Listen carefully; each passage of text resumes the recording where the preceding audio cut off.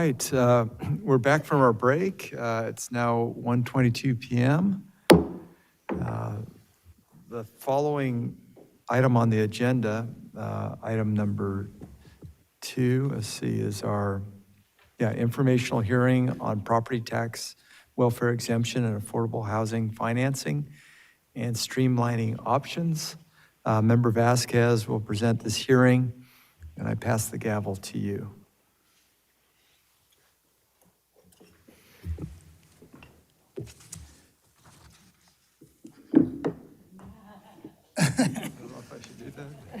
Thank you, Chair Gaines. Let me open up with some opening remarks, and then I'll turn it over to my colleagues. First of all, thank you and welcome everyone to this informational hearing on the property tax welfare exemption and affordable housing financing and streamlining options. Today, we will consider options for how the property tax welfare exemption can contribute to California's new efforts to streamline the affordable housing financing approval process and increase affordability. In 2025-26 state budget includes funding for the Governor's Reorganization Plan, GRP, a proposed reorganization of the many housing programs administered by the executive branch into a new California Housing Homeless Agency, CHHA, to create a faster, more efficient, affordable housing approval process. The GRP also proposes creating a new Housing Development and Finance Committee within the CHHA to oversee and consolidate the application and award process for affordable housing funding programs. At the meeting on May 28th of 25, we briefly discussed a publication by the UC Berkeley Turner Center for Housing and highlighting the role that property tax exemptions, including the property tax welfare exemption, can play in decreasing costs and increasing the number of affordable housing developments. Our speakers' input today will assist us as a board in determining how the Board of Equalization and its direct role in co-administering the welfare exemption and its oversight role over county assessors can contribute to the improvement and streamlining of California's affordable housing financing process. Now I would like to just turn it over to my colleagues to see if there's any opening remarks before we begin this hearing. And I'll start with our chair, Member Gaines. Oh, I'm fine, thank you. Oh, I'm sorry. Proceed, yeah. My vice chair, go ahead. Well, I'd just like to thank you, Member Vasquez, for bringing this forward. We had a very valuable hearing down in Santa Monica last year, and there are still some issues that were just barely raised there that I think really merit looking at. And I think one that's of a special interest to me is the flow of funding for affordable housing, and how do the offices of the state treasurer and state controller work together to direct money to our affordable housing programs. And that was called out at the hearing in Southern California. So as we continue in this process, and I hope that we will beyond today, I'd really like to look at the mechanical flow of money and what is slowing that process and causing some hurdles. Thank you. Thank you. Seeing no other comments or questions, let me turn to our staff, because I think we have some people queued in online. I noticed there's some people in person here. Do you need to run through this first part, Mary, before we go into the, Ms. Cicchetti, before we get into the first speaker? No, we don't. Excuse me, if you want, I mean, you've done our introductory remarks already, so we're good. We could go straight into item B, then to the speakers, yeah. If you'd like to, we could see if there's someone on the line who would like to make a public comment. But we have the speaker ready and queued up. Mm-hmm. There she is. I'm sorry. Our speaker Oh, is there ready she is, here. okay. Mm-hmm.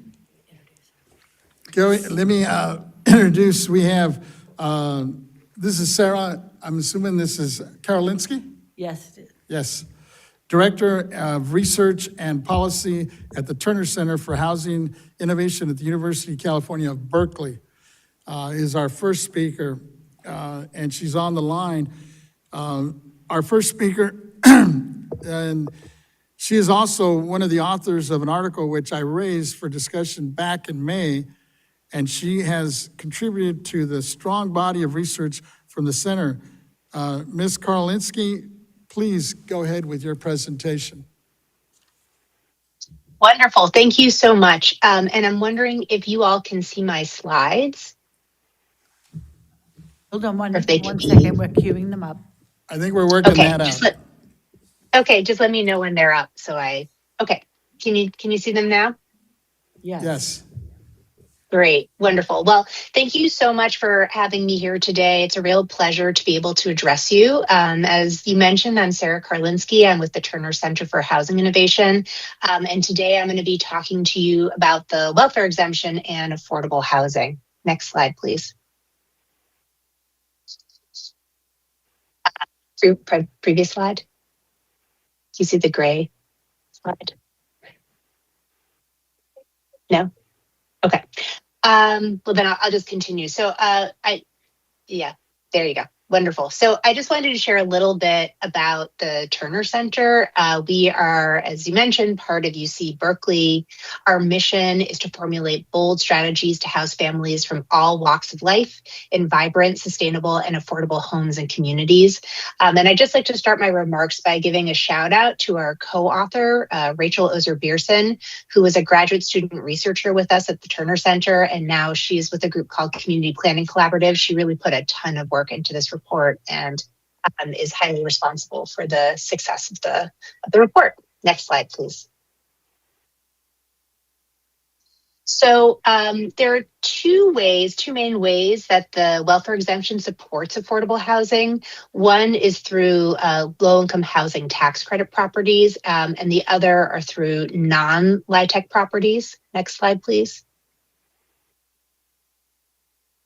I'm going to be talking to you about the latter. I know that your next speaker, Justin Yada, with the California Housing Partnership, has a great deal of experience with low-income housing tax credit properties, and he's going to really be speaking to you about this piece. But I'm going to be drawing from our recent report on property tax exemptions to facilitate affordable housing, lessons from California.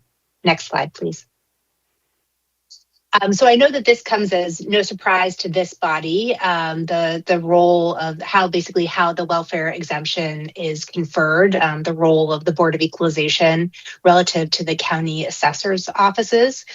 But I just want to remind you of a few things. So first, the county assessor grants exemptions for qualified occupied units, provided that the households living in those units earn 80% of the area median income in those counties or below. The exemption itself is based on the percentage of units occupied or made available to households at 80% of AMI or below. The owners must verify the income of the existing tenants and adjust the rents to conform to allowable affordable rents for the California Tax Credit Allocation Committee. To verify the incomes, the owners need to collect signed statements from tenants and provide information to assessors regarding the number of people in each household and the maximum income for that household. And in our interviews, we found that the process of securing the exemption can be quite lengthy, and I'll be getting to that later in my presentation, but it can take up to a year and a half. And additionally, the owners must recertify annually. Next slide, please. So I'm going to be talking a bit about how the welfare exemption is being used to create more affordable housing in California, again, specifically focusing on the non-LIHTC applications of the exemption. So I'm going to be talking to you about three different programs that have been developed across the state, one by the California Municipal Finance Agency, the second by the Bay Area Housing Finance Agency, and the third by the Housing Authority of the City of Los Angeles. One thing I want to point out is that the majority of these projects are acquisition, although there have been some new construction deals as well. Next slide. So the first program I'd like to describe is one that's run by the California Municipal Finance Agency. So in this program, CMFA provides a $10,000 grant to properties and a 30-year deed restriction. As of August of 2024, this program has supported 17 projects, 7 of which were new construction and totaling 1,800 units. CMFA, like the others that we're going to be talking about, has wrestled with the question of how can we ensure that the program is conferring or creating public value to make up for the financial value that's being conferred through the tax exemption. So they ask that developers demonstrate that they would not be otherwise able to operate the property without the exemption. They heavily vet the developer and the property manager. And lastly, they require that the property cannot be transferred within the first 5 years of the ownership, and that CMFA must approve any subsequent transfer during the 30-year regulatory agreement. Next slide, please. The next program is run by the Bay Area Housing Finance Agency.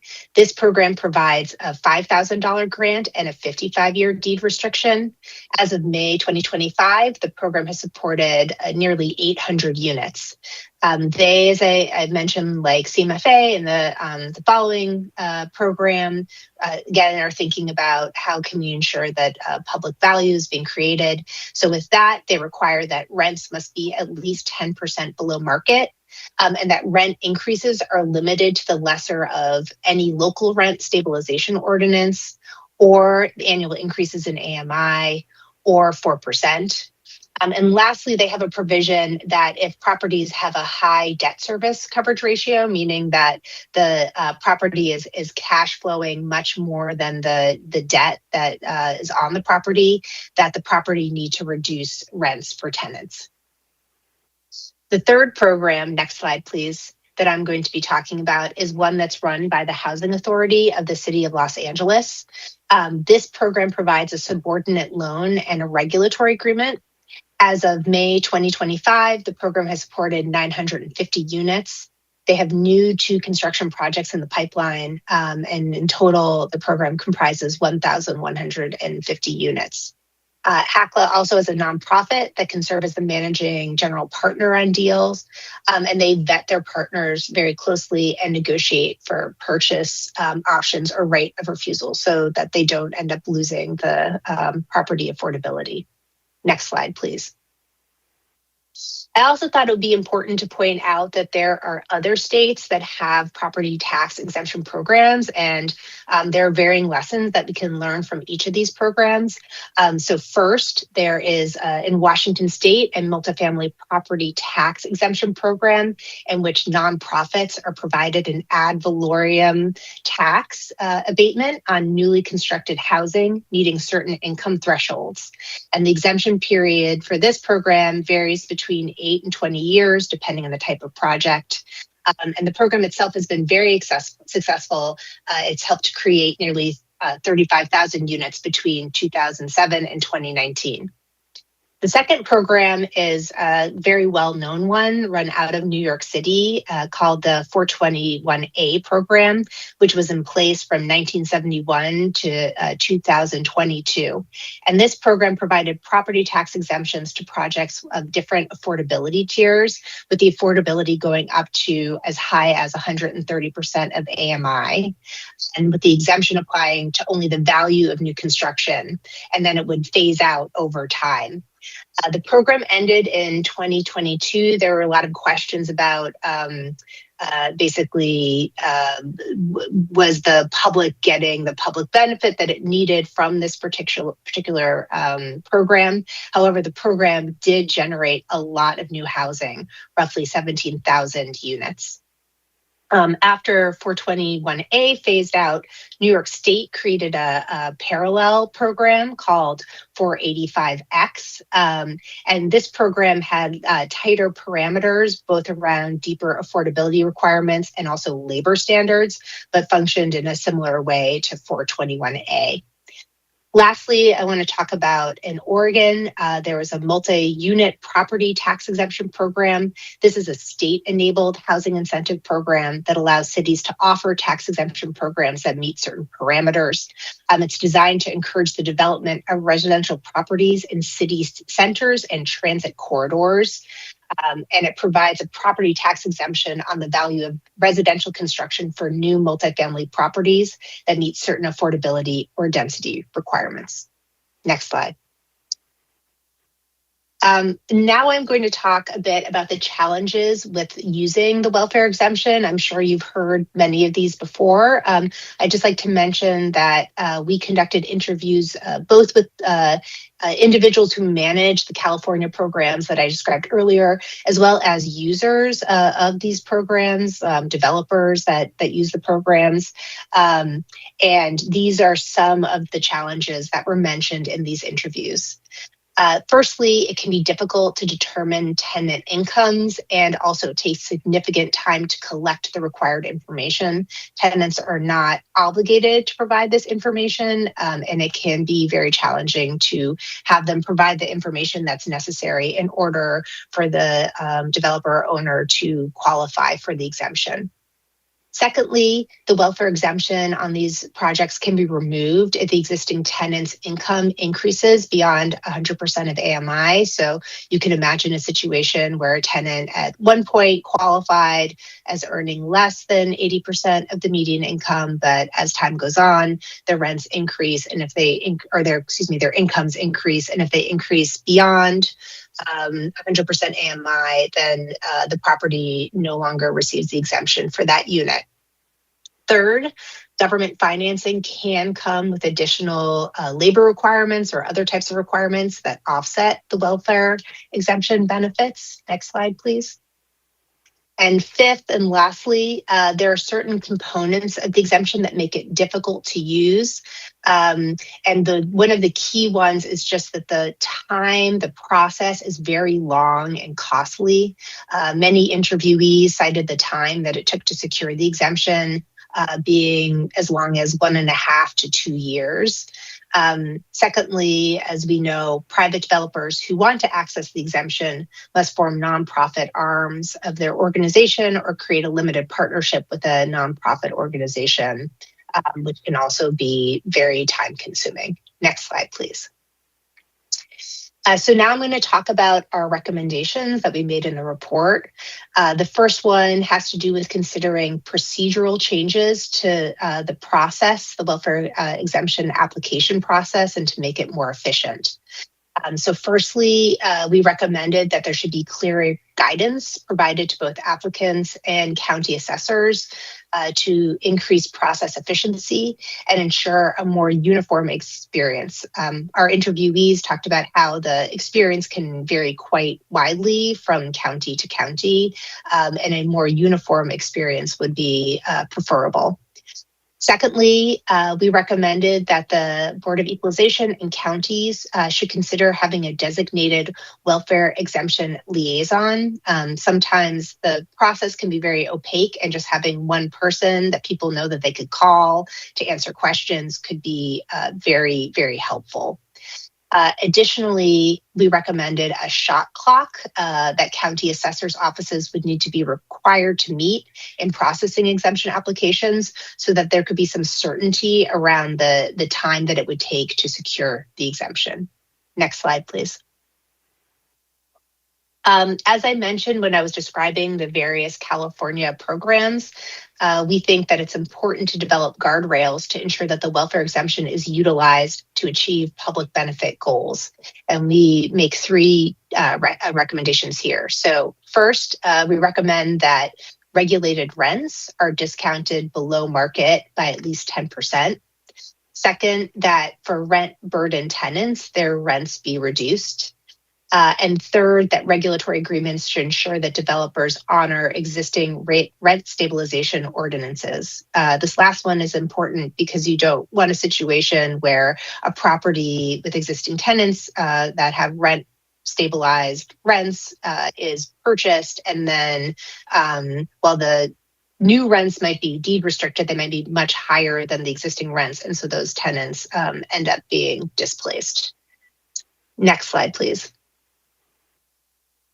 Our third recommendation is to expand the use of the welfare exemption to support multifamily infill projects with affordability requirements.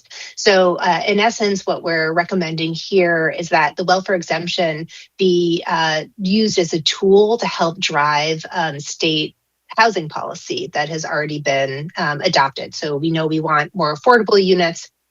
We know we want them in infill locations. Therefore, we recommend that the welfare exemption be expanded to all new construction infill development eligible for streamlining under SB 423 and state density bonus laws for units meeting the welfare exemption affordability requirement.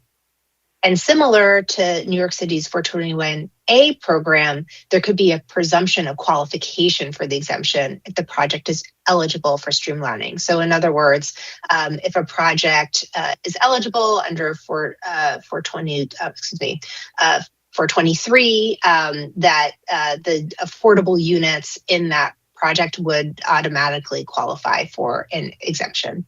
Next slide, please. 4, we recommend that regional government's role in providing the nominal government financing and regulatory agreement be expanded. BAFA and HACLA have these great programs. San Diego is in the process of creating a regional entity, and it would be wonderful if they could have a program.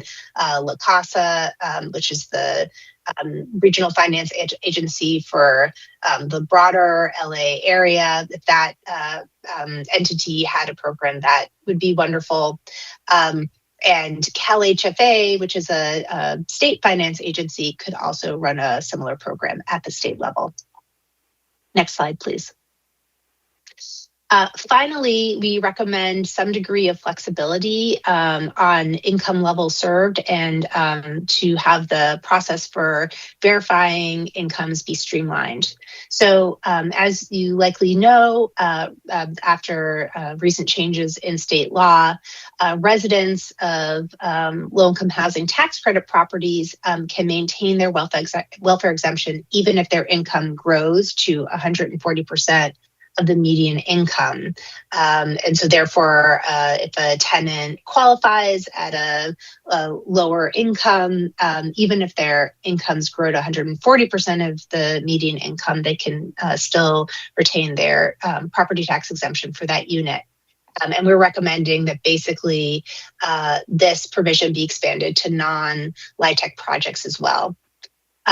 Secondly, we think it would be important to explore self-certification for tenants. This has been used for CDBG funding in the past, which is community development block grant funding, or even if a tenant qualifies under another program like CalFresh or another entitlement program, that should suffice to serve as their income qualification.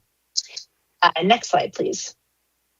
And so with that, I conclude my remarks and I'm happy to take any questions. Thank you very much. Thank you. Thank you for that great presentation. I have several questions. I'm going to open up with one and then turn to my colleagues. And if there's no other questions, I'll continue.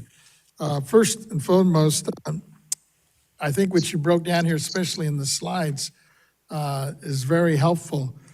But as I was looking at the welfare exemption, is there currently limited by statute? There have been some proposed bills recent years to expand the eligibility for the welfare exemption. Can you speak to how the welfare exemption could be expanded in the most effective way? Yeah, I mean, I think there's been quite a lot of conversation about expanding to potentially serve what are called middle-income households at maybe between 80% of the median income and 120% of the median income, and doing so in various locations. So I believe that Senator Wiener put forward a bill at one point to expand the income served within like San Francisco's downtown, for example.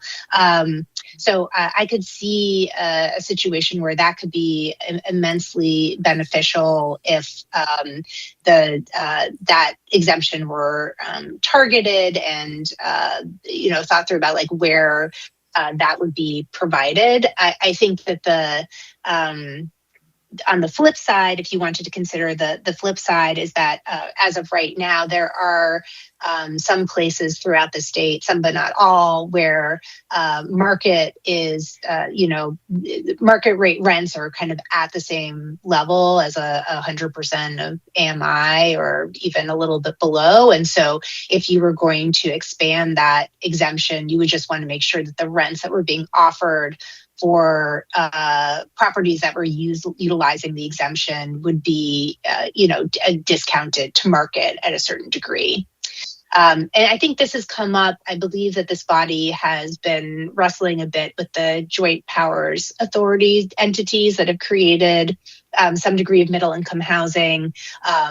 But the question about guardrails for those entities has not yet been resolved by the legislature. And I think those, if the welfare exemption were to be expanded, those questions and conversations about guardrails would extend to that conversation as well. Thank you. Real quick, one more, and then I'm going to turn it over to my colleagues.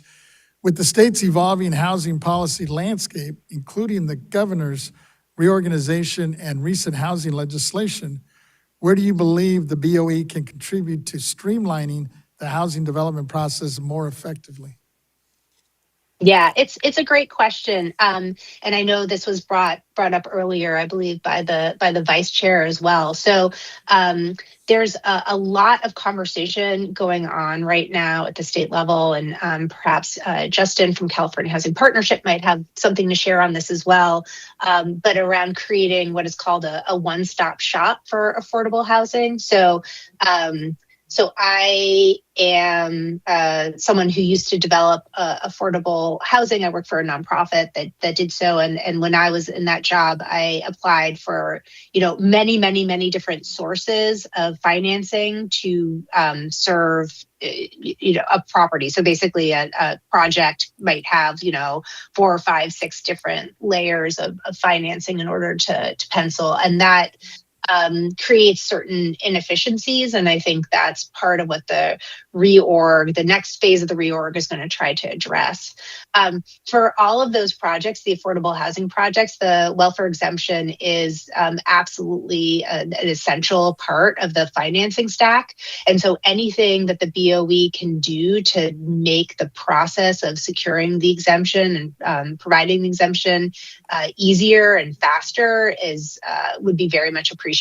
So all the recommendations that I made, particularly in my recommendation number 1, I think would be just enormously useful, right? The shot clock piece, the liaison, making the process more transparent and faster. That way, projects can rely on the welfare exemption and they don't have to get in a situation. We heard this from a number of interviewees where they're like, hey, I apply for this thing. I'm in my financing process. I start getting these very, very large tax bills, and then I get a note saying, hey, don't worry about that. But it's just a very anxious making process. And so to the extent that the property tax exemption can be provided earlier, or there's more surety around the process, I think that would be enormously helpful as well. Thank you. Let me start with my vice chair, Ms. Lieber. Thank you. I had a question about recommendation 3. And the first point about expanding the welfare exemption to all new construction that is eligible for streamlining us under SB 423. And would there be any concerns or issues that would grow out of that? I know that we hear concerns from our counties about missing middle housing and how it can take property off of the tax rolls and have an undue impact on special districts and school districts and et cetera. Would there be anything that would come out of applying this type of streamlining? Yeah, so I think that that is the core policy trade-off, right? That we're all trying to address, where the property tax exemption can be utilized to support new housing, affordable housing for low-income households, but that does take revenue off the tax roll, and so the Constitution of California comes down on the side of, hey, this is an important public value to provide affordable housing to low-income residents of our state, and so the exemption exists for that purpose.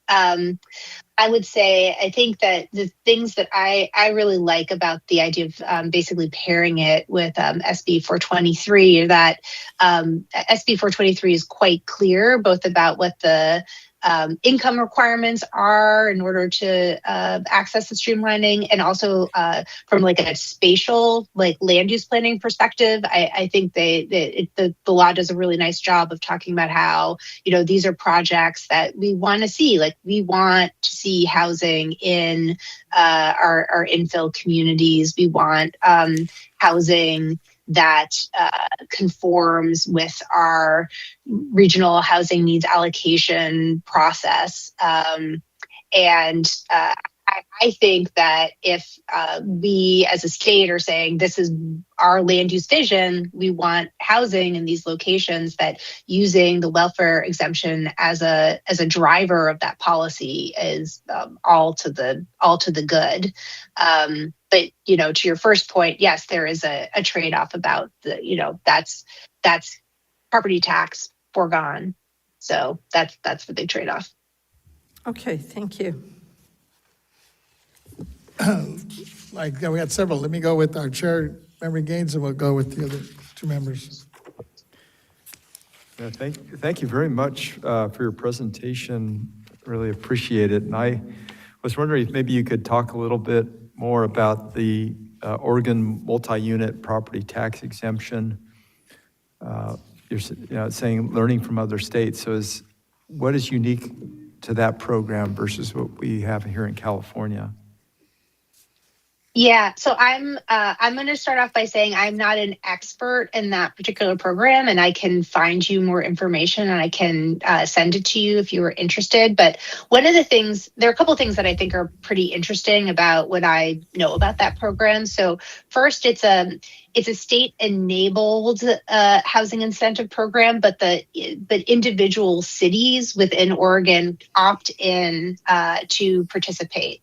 I don't believe that they need to be nonprofit entities. I think they just need to basically conform to the parameters of the program itself. Okay. And the program, as I understand it, is really designed to encourage development of residential properties in city centers and along transit corridors. So it has a kind of a spatial component to it, if you will, that I think is definitely distinct from our California program. And then I know that, so there have been several cities that have opted into it, one of which is Bend, Oregon. But that is about the limit of my knowledge at this moment. And so I'm happy to find out more and send it to you if you're interested. If you could, that'd be interesting. I'd appreciate Yeah. it. Yeah. Sure. And then second was on the BOE and counties should consider having a designated welfare exemption liaison. Could you just expand on that? And then also you talked about a shot clock. So I think that's a timeline that we need to adhere to make sure they're getting processed in a timely manner. Yeah, that is absolutely correct. So in terms of a liaison,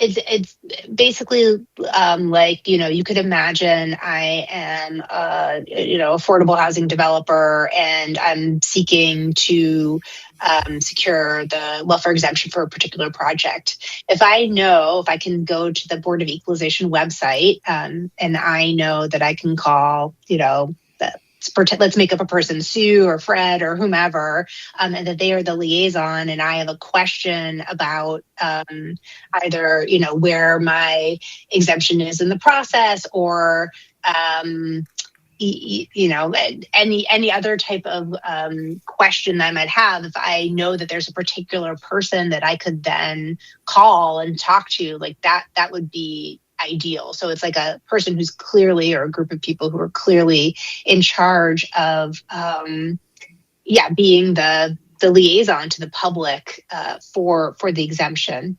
And the shot clock, likewise, as you described it 100% accurately, it's the idea that basically from the moment that an application is put in and deemed complete, like that there would be a certain period of time by which both the Board of Equalization and or the individual county assessors would have to have processed the exemption by, so that people could have certainty, more certainty about the process. So those are the two elements of the recommendation. Thank you. Now, I've heard complaints in terms of this exemption process and taking too long. And do you know if, are you familiar with those challenges, or do you have examples of, because we're always looking to try to improve our services, and what can we do to get people through the process? I know that we've done some reform of applications that I think has been helpful. But when I hear that, things aren't getting through in a timely manner, it concerns me. Yeah. So, and when we do interviews, we can unfortunately not share like who it is that we interviewed because of our internal university processes and protecting kind of the that's okay. anonymity. Yeah, that's Okay. right. So I would say, this is something we heard again and again and again in our interviews. And as I mentioned in my presentation, we heard, it could take a year and a half, it could take you 2 years. If you want to know more about this, I would recommend you could reach out to the various programs that I described, CMFA or BAFA or HACLA. I'm sure that they could reach out to some of the folks that they have engaged with for this program. And then likewise, for the low-income housing tax credit projects, there are many developers who I'm sure would be happy to speak with you. There's a group called the California Housing Consortium that is a sort of a big tent group that you could talk to. Sure, I don't know if Justin, when he presents, if he'll share some specific examples. You might get one here today. But then there are also regional entities that of affordable housing developers, like nonprofit Housing Association of Northern California. There's a Southern California group as well, and one in San Diego. So lots of groups that I'm sure if you wanted to collect examples, they could query their members, and I'm sure you would get a lot of good information. That's great. It's something that I'd like to follow up with you, Member Vasquez, in terms of, and meet with the executive director and see what we can do and what kind of advice could be provided to help streamline that. I have one final question, and that is the welfare exemption, even if their income grows to 140% of AMI. So that seems counterintuitive, but are you trying to retain tenants within these buildings so that they're not sold off? We're trying, I think it's just you don't want to unduly penalize an owner if a resident of a property or of a particular unit ends up having their income grow. Like, you don't you want them to remain within their community, and then you also don't want to penalize the owner of the property. And then I guess I should just mention, like, this is already the law for the low-income housing tax credit properties. So this is already the law for those projects, and so the recommendation that we're making is for the non-LIHTC projects that are accessing the welfare exemption, that they basically be brought into kind of the same standard that the LIHTC projects already enjoy. Okay, and then I guess that's working on the assumption that when that tenant leaves, there would be another slot available for low income. Yeah, exactly. So it wouldn't Okay. be, you wouldn't have somebody at 140% MI initially. That wouldn't be for the initial qualification. It would just be if the Right. person's income grows over time. Yeah, and you think that rollover would occur where, you'd have an opportunity for someone low income to take that location at some point? Yeah, I think so. I mean, it's interesting because we at the Turner Center, we're doing a study for the state on something called social housing, which is basically, it's similar to affordable housing, but it's many European countries have it and tends to be more mixed income. And Okay. the units are permanently affordable. And in those, it's those projects, many of them, the tenants, they qualify basically once they enter the property, and then they're never checked again.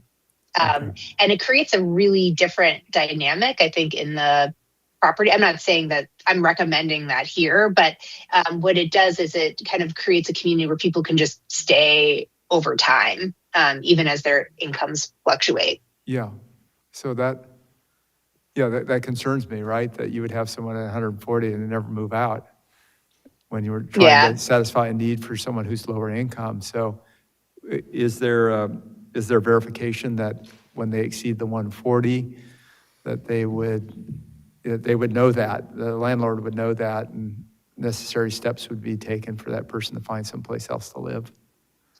Yeah, I mean, I think that is what we're recommending, right? And I Yeah. think it would just work the exact same way as it does right now. But if, because it's an annual certification process here in California. And so if you exceed the 140 for your Okay. household, then it would be time for you to say farewell. Yes, okay, great, thank you.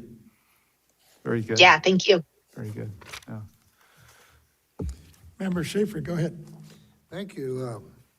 This is one of the most interesting and complex and exhaustive studies that I've seen on the issue, and given that the millions that are being spent on it, I think this is a good value for the taxpayers and for the public. My chief of staff, Cody Pedersen, who's here today, was founding chair of the San Diego Regional Finance Authority in San Diego, and is well aware of the good efforts here. I happen to be a graduate of UC Berkeley in 1960 and was an officer of the university, so I have special interest in the Turner Center coming from there. I have some common sense questions. I've never heard of a shot clock before, except as a term at NBA and basketball games, and the duration there is 24 seconds. I assume we give the assessors like 24 hours, to respond. Oh, yeah. Well, more than that. Yeah. Yes. And I'm also concerned about artificial barriers that tenants face. Tenants I know have often been turned away because they've had a bankruptcy in their life, or they've had a criminal action, or this or that. I have a couple of constituents, the Menendez brothers, that I expect to be out rather soon, and will be looking for housing, and they have a horrendous criminal background, but I would assume that that's not going to bar them from being treated with the dignity of a tenant if all else with them is right. Could you tell me something about the burdens? What if somebody has a criminal history, but they seem to be upright and good today? The Menendez brothers' criminal history is 35 years ago. And there's people that have had a bankruptcy, 5 or 10 years ago that's based on, say, Chapter 11 instead of Chapter 7. It's just an adjustment of their assets. They're not leaving any creditor unpaid, yet there are lots of landlords who would not rent to them at any price. Is there some audit or supervision over how tenants are treated? So I'm a little out of my depth here. I'm maybe Justin might have some thoughts for you on that. I don't, you know what? I don't believe that I don't believe that the Constitution says anything about uh, the status of a tenant vis-a-vis their criminal background. So I just don't. I'm sorry, I just don't know the answer to that particular Sure. question. I'm very impressed that you talk about learning from other states. California thinks we know it all, but I think it's important that we see what other major states are doing. And I'm very glad to see that as part of your report. And I would like to sort of make it known that I expect anybody coming before us have some knowledge of how it's being done in other jurisdictions. And maybe we can learn from their successes or their failures. And you're one of the few people that has actually made a reference to that. Also, I wonder how long these special terms are going to last. I'm leery of a landlord that gets into a good deal at reduced rents, and then when nobody's looking, or when the 30 years is up or whatever, they resort to market value rents, which I guess they're able to do after the 30 or the 55-year deed restrictions up. But what if 5 years from now, they just get tired of cheap rents and they start renting them at market value? Does somebody audit what's going on? I have an experience where I was a city councilman and I approved the building of an apartment house with two garages for every two-bedroom apartment. And then I find out that today, 30 years later, they're renting out the parking to the hospital down the street, to all the medical people. They can get $100 a month, which is a lot better for them than to give it away to the tenants. And they just say to the tenants, I'm sorry, we only have one space for you. We should have two, but we don't. That's really misconduct. And is there somebody that audits as the years go by that somebody is in compliance here? Yeah. So in the 3 California programs that I highlighted in my presentation, each of those is going to have a lengthy deed restriction, and a deed restriction means that it's a requirement that runs against the land, and presumably each of these programs would also be responsible for monitoring compliance with their deed restrictions. So in the example of the California Municipal Finance Agency, it's a 30-year deed restriction. In the instance of the Bay Area Housing Finance Agency, it's a 55-year deed restriction. So these deed restrictions protect against kind of those near-term transfers that you talked about. Yeah, well, I want to thank you for your presentation, and I wish you the very best, and I'll help you all I can. Thank you, sir. I really appreciate it. Deputy Controller, I believe you have a couple of questions. Yes, I do. Thank you, Member Vasquez. I want to thank you as well for your presentation and all the work that Turner is doing throughout the state of California and throughout the country. So we go back to this balance about the welfare exemption and then not knocking it off the assessed rolls. Throughout the past couple of years, the Board of Equalization has been working, pinpointing this problem more and more. We've heard several presentations, bills, I believe it was SB4, where you can build housing on a religious property. And then also, we heard a presentation from the Superintendent of Public Instruction's office on building housing on school property that's already exempt. So how do we incentivize more of these developments on what is already welfare exempt land? Is it through more legislation? Yeah. Is it through other avenues?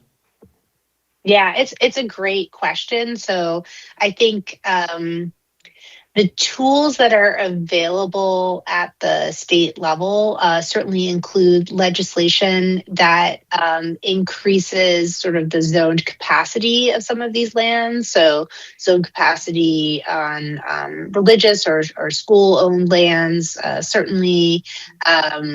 And you could look at other types of exempted land. So I think there's a kind of a zoning piece to it.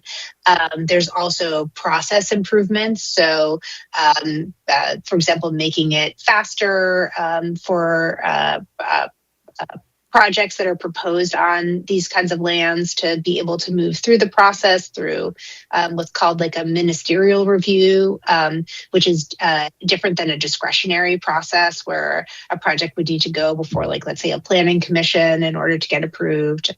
The projects are both zoned for appropriate density and then ministerially approved. That will help them move more quickly.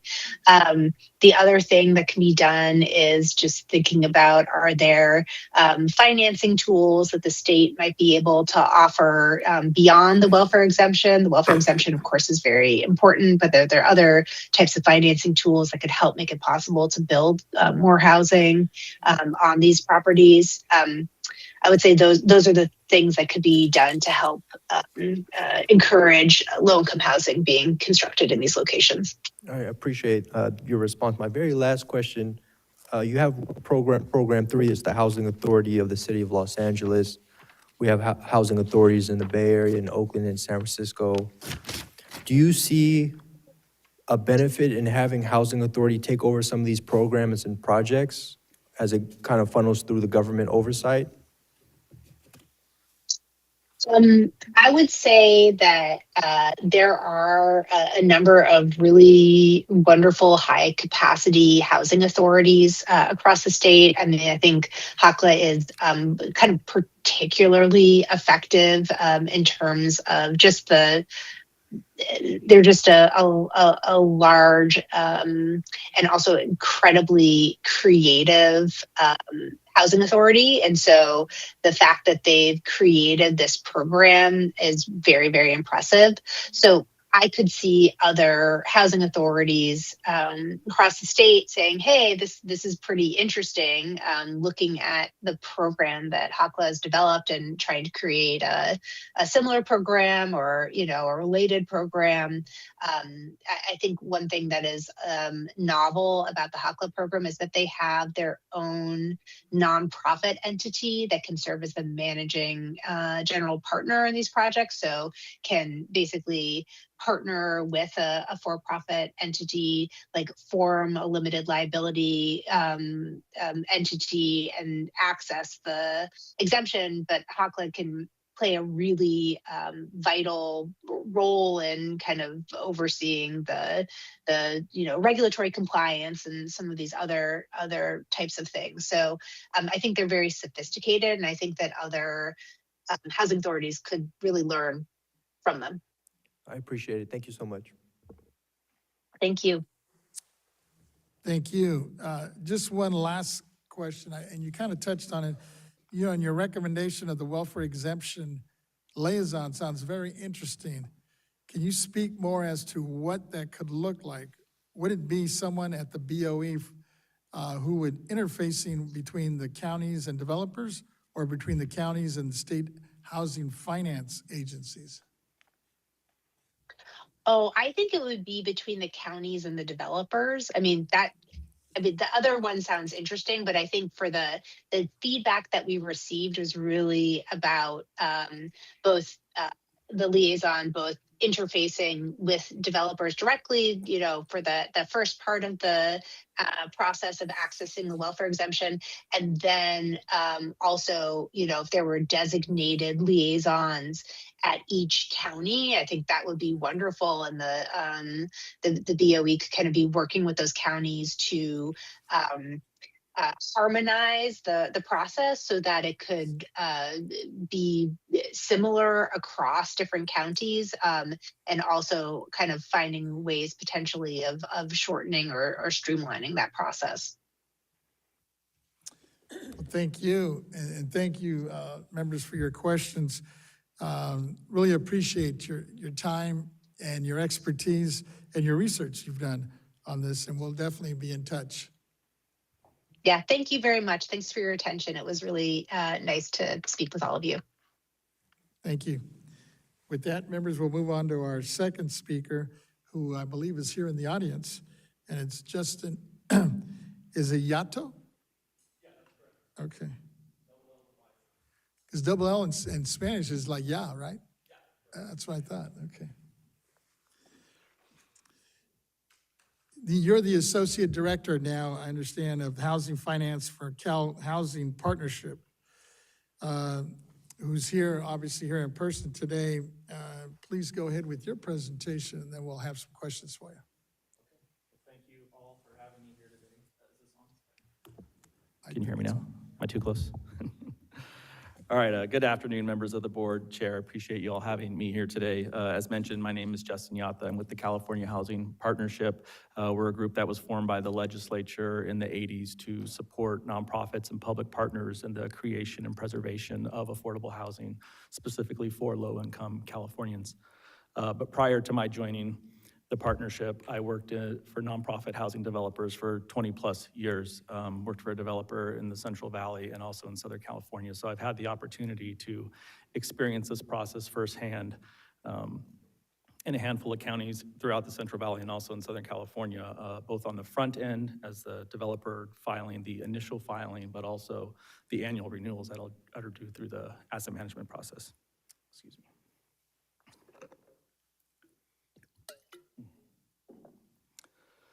All right, so Sarah took a lot of questions. I don't want to repeat too much of what she said, but we're generally aligned, the partnership and the Turner Center. So, we were asked here to kind of help think up some ideas of how we could improve the process or streamline what the BOE's involvement is in affordable housing.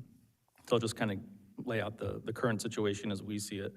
The BOE is the group that certifies the organization, but it's the assessors who certify the properties. And I think that's where we run into a lot of hurdles or obstacles or pain points because the 58 assessors kind of get to do it their own way. And they have different capacities and different available resources. And it can come down to even just the office culture of how these things are handled.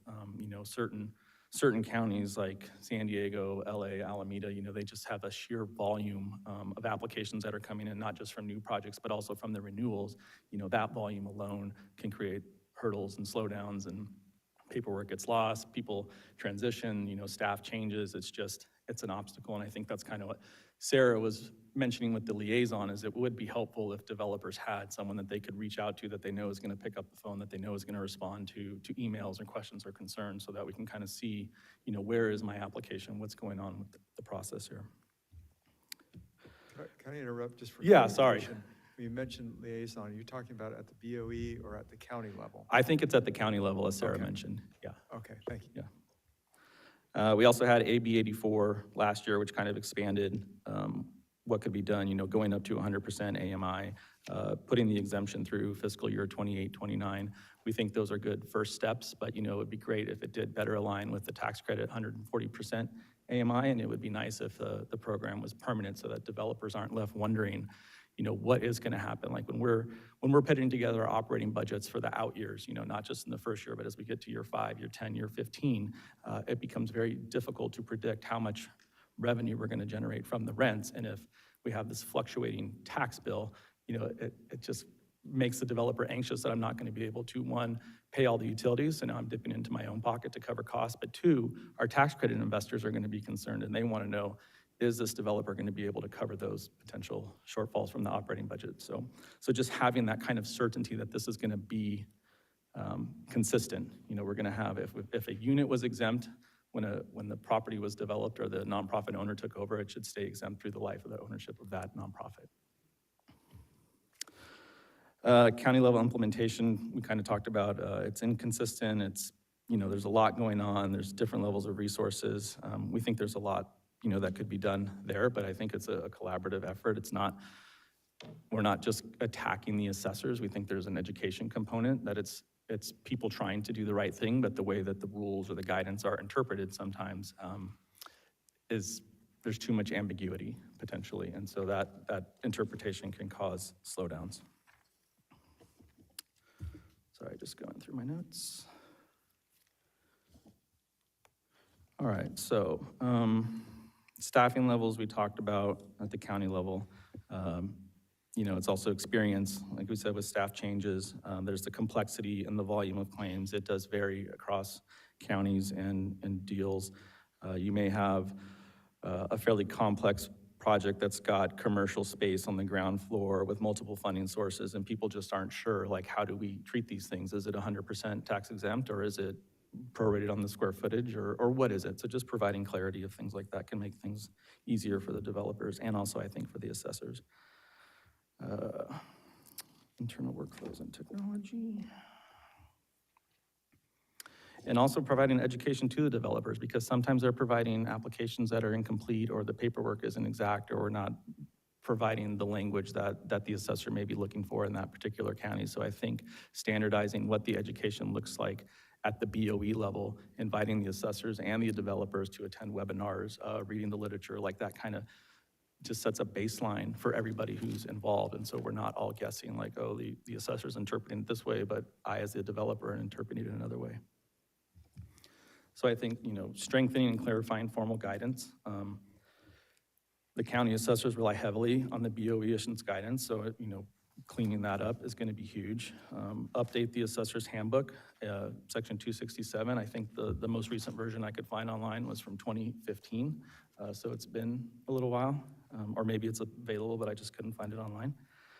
Concrete examples, I think as time has gone on, we've seen more and more specific complex deals that it would be helpful to have like an FAQ or some kind of Q&A section where we say, here's a challenging project and this is what the solution was in that setting. So just pointing to something that people can look at, that they can refer to and reference and say, okay, here's another project similar to mine, this is how it was handled. Define reasonable documentation. Sometimes counties ask for more things. One county will ask for more things than what another county asks for. So if we can just have a specific list that's kind of guidelined by the BOE that goes out to the developers and the counties, instead of having some counties interpret it to mean something that is causing us to provide paperwork that we're not used to providing or just isn't available. Clarifying treatment of vacant land.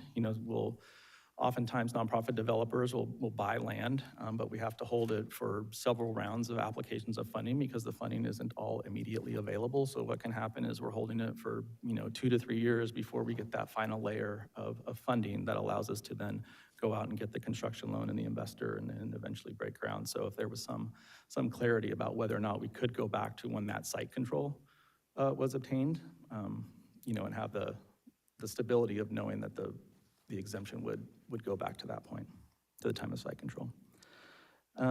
Issue new letters to the assessors. I don't know exactly what the process is there, but as long as we're maintaining a steady stream of those letters, from the BOE to the assessors, and if they're also available to the developers, again, it's just providing that clarity. It's another tool that could be used. Enhance oversight and performance measurement. We think this is an area that if we start collecting, if the BOE starts collecting some data on what is happening at the county level, average processing times, consistency of documentation requirements, clarity of communication with applicants, findings in this section will be published, potentially made available, but I think if we have that data, we can start figuring out what are the metrics that we should be measuring against and compare the counties against each other and say, look, these guys have got it kind of figured out, let's do more of what they're doing so that we're streamlining the process across the state. Forms and process. Sorry, was that a timer? No. Streamlining forms and processes across the state. I think we touched on that already. Just standardizing the forms. The liaison, Sarah went over that in great detail. And then just kind of reminding everyone, the spirit of Section 214G is that we are here to provide a benefit, a public benefit. That's a charitable need, and we want to make sure that there are the appropriate guardrails in place and that people aren't out there potentially gaming the system, providing rents that are near market rate, and then getting the benefits of having that welfare exemption. We want to make sure that the rents are substantiated by a public entity that they are below market and that the benefit is going to the residents. And with that, I'll pause and take any questions. No, thank you for your presentation. I had a couple of quick questions. Let me start with one here. I guess to the extent that the BOE can be proactive in engaging with the housing finance agencies, where do you believe is the earliest opportunity for us to get involved with the whole financing application process? I think when when the tax credit agency and the CIDLAC agency and HCD or the future CHA, when they post their awarded projects every round, every year, I think that's when the BOE should be getting involved. You know, there's a pretty good chance that every project on that list is gonna go forward. Once the developer accepts the award, pays their performance and allocation deposits, like, you know, they have every intent of moving that project forward. So I think at that point, the BOE could work with the counties and shortlist those approved awarded projects and say, look, we know there's gonna be an exemption application coming, let's not send these guys a bill. And I had a question, and you kind of touched on it when you get into the, I guess, knowing the future, what the rents are going to be.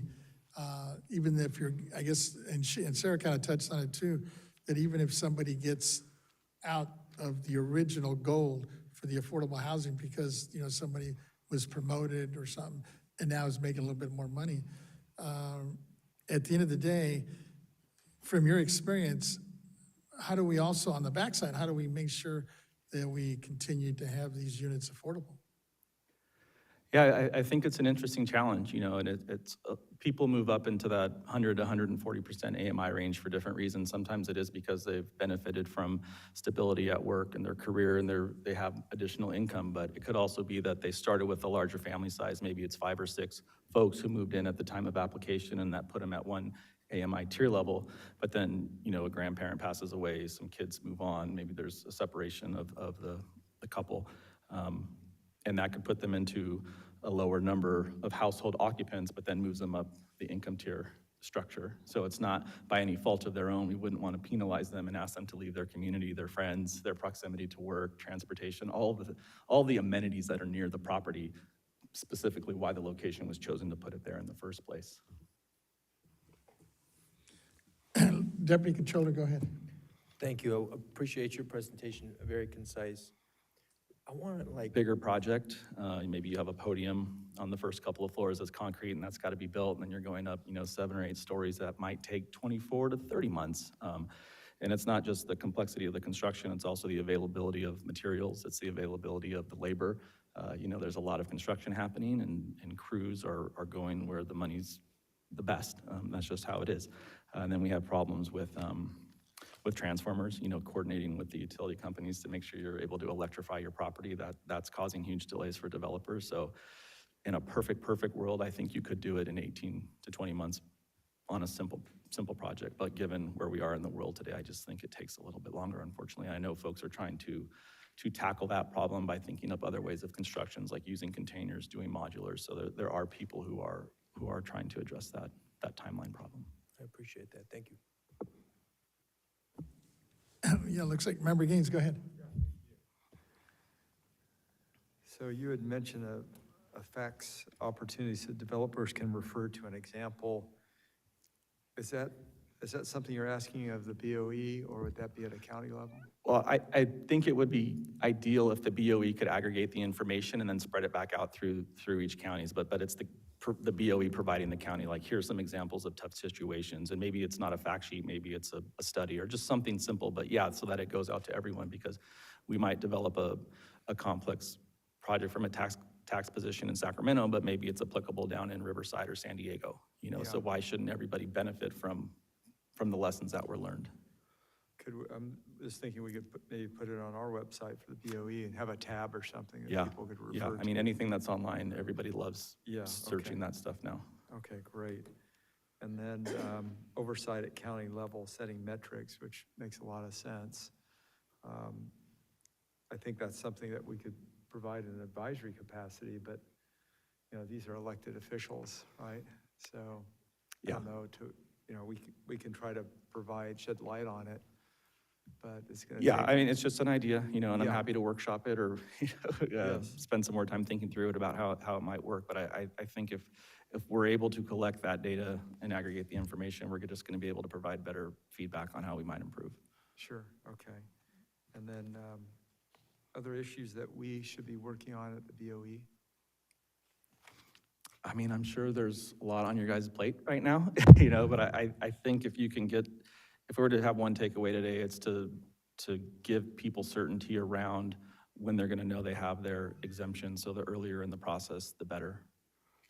Are we slowing the process up at BOE, or is it happening at the county level? I don't think so. So in my experience, when I'm applying for the OCCs and the SCCs, that turnaround time has been pretty reasonable, but it's been a few years since I've been on that end of it. I would love to come back at a later time with some development partners who are actively engaged in those kind of activities and provide, specific details Okay, yeah, that'd be at this helpful. time.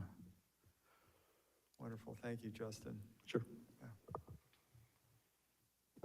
Seeing no other questions, I have one last one here.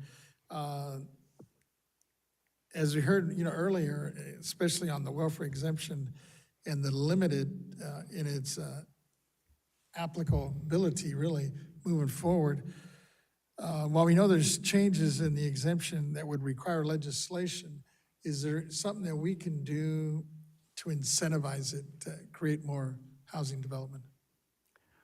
I think, like Sarah said, just making it available to as many developers as possible who fall into some other affordable restricted housing category. As long as the property is going to be deed restricted, you're going to be targeting below market rents. I think opening up to as many avenues as you're reasonably able to would be the right thing to do. Well, thank you. Seeing no other hands, I think we're good. Appreciate your Thank you very much for your your time. time. Appreciate it.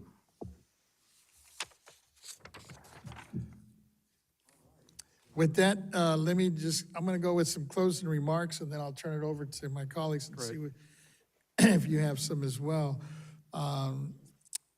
First of all, I wanted to thank all the speakers and my board members for engaging on this topic. I raised some, with this Tanner Center research on this topic earlier this year, and I believe this hearing is a good way to engage with experts and the stakeholders. As we heard, the welfare exemption is a critical tool in the toolkit for the affordable housing developers. Many times projects cannot obtain full funding, even from private investors, until there is some guarantee of the availability of public funding or the benefits. As the governor's reorganization seeks to establish a one-stop shop for affordable housing financing, I believe that we should highlight the ways that the welfare exemption can contribute to the streamlining of the application process. Not only does the BOE co-administer the welfare exemption by granting the organizational clearance certificates, but we also have oversight authority over the county assessors who administer the other part of this exemption. In the end, I believe that we should continue to pursue ways which the BOE can contribute to this one-stop shop on the affordable housing financing piece. By bringing our expertise and resources to the one-stop shop, we can help to consolidate the financial resources which developers seek out when looking into building more affordable housing. And I hope this is just the beginning for this. And I'm sure in listening to the comments from my colleagues that there's an appetite to look more into this as well.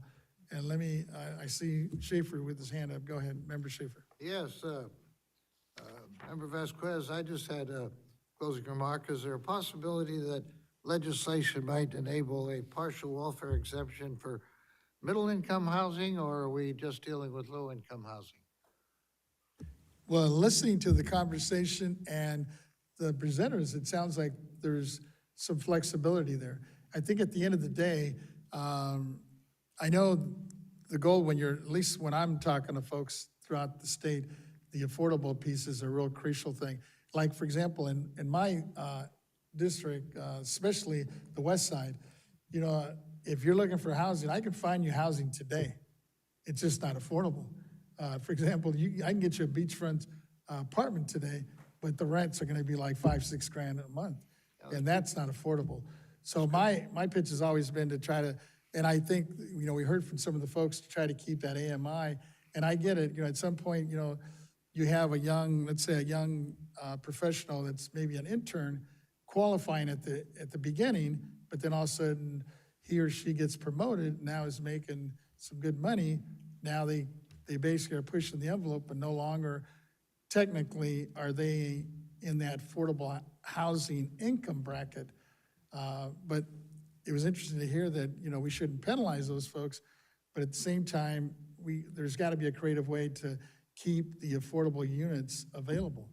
Because in many cases, and I know when I go around, especially when you get looking at beachfront properties, it's very, very, very tough to find units that are affordable for families. Most of them are like singles or one bedrooms. If you're trying to find a 2 or 3 bedroom, it's tough, very tough. There's waiting lists. That's a good response. It's Thank you. huge. Deputy Controller, go ahead. Thank you, Member Vasquez. I'll be very brief.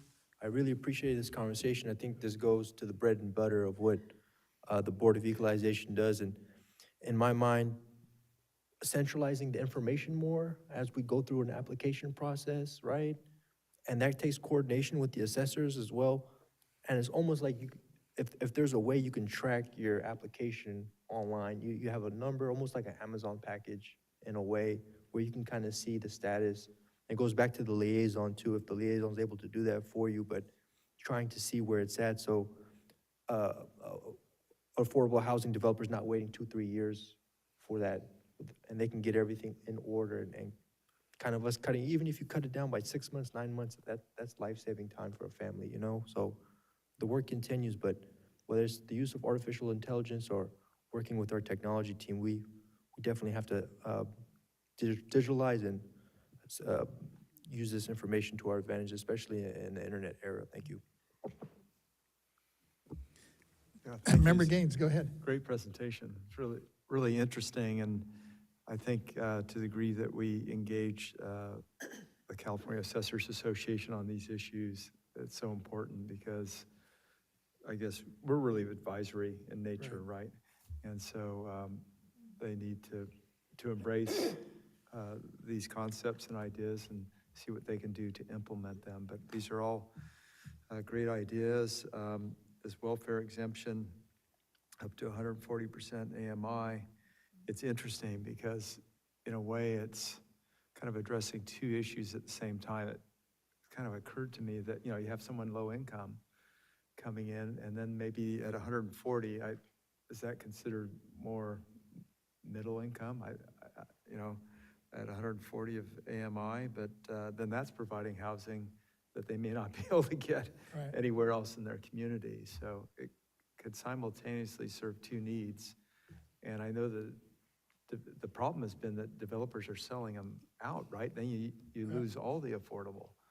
So I understand that issue better, and I think I like this idea of the facts where we could have examples that I think we could put on our website. And I think we could speak to our executive director and see if there's a pathway to have a button or something on our website where folks can go and see examples. But well done, thank you. Vice Chair Lieber. Thank you. Yes, this has been a very informative and valuable session for me. I took quite a few pages of notes here. I was trying to keep up with what was being presented. And I think to the extent that we can help to be a clearinghouse for some of the technical information, it would be very valuable to communities.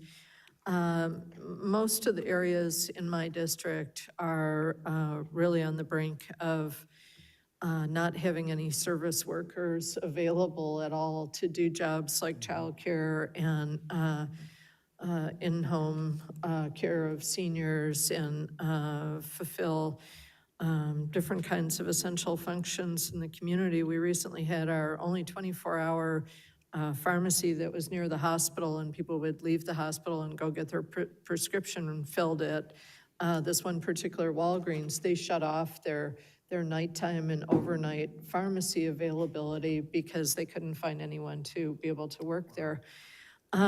So many of our communities are becoming really hampered by this, and in conjunction with the changes in immigration enforcement, it's become very, very difficult to maintain the services that a community needs.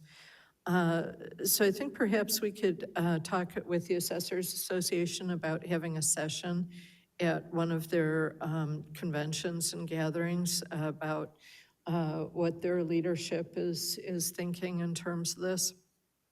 It is a change due to the governor's reorganization and to funds leaving the local communities in some instances and being consolidated within the one agency. But I think that we could fulfill a valuable mission in terms of providing those sample fact patterns and such things. So I'm looking forward to us doing that. Thank you. Thank you. With that, members, I think that closes the hearing, Wonderful. and I'll send it back to our chair. Great. Thank you, Member Vasquez. And we've got public comment on item number 2. Yeah, And so we don't have any written comments, and nobody's in the audience. All right. And AT&T moderator, please let us know if anyone is on the line and would like to make a public comment regarding this item on the agenda.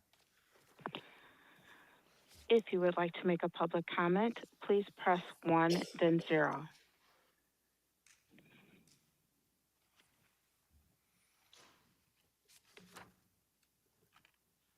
Once again, 1, 0 for any public comments. Great. Thank you, moderator.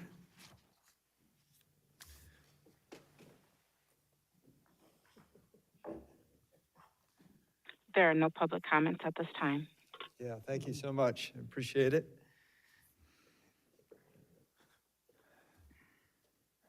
All right, yeah, we're now moving to item 3, pending litigation, Pacific Bell Company et al. Versus County of Napa et al.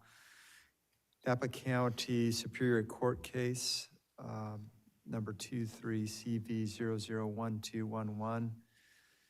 Court of Appeal, First District, case number A 170169, Government Code 11126E. The Bagley-Keene rules state that we must go to public comment before going into a closed session. So we don't have any written comments and nobody in the audience. So AT&T moderator, please let us know if anyone is on the line, would like to make a public comment regarding these items on the agenda.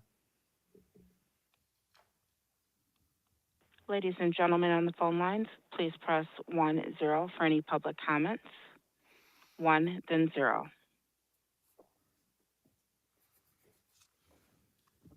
Mr. Chair, Yes. I'm not convinced that the public has a right to be aware of or comment on pending litigation with the board. It's all a matter of public record, but in the past, haven't we gone into just a private room where we just discuss it among ourselves and that's it? Well, it's just my understanding that under Bagley-Keene, we need to go ahead and present this for comments prior to going into closed session. So I'm just trying to follow the letter of the law as per our attorney. Yeah, I'm just a skeptic, you excuse me for that. I understand that, and if you want to ask more questions, you can continue to do so, but I'm just going to follow the script here. Thank you.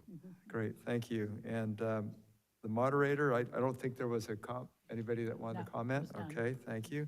So the board will go into recess for closed session.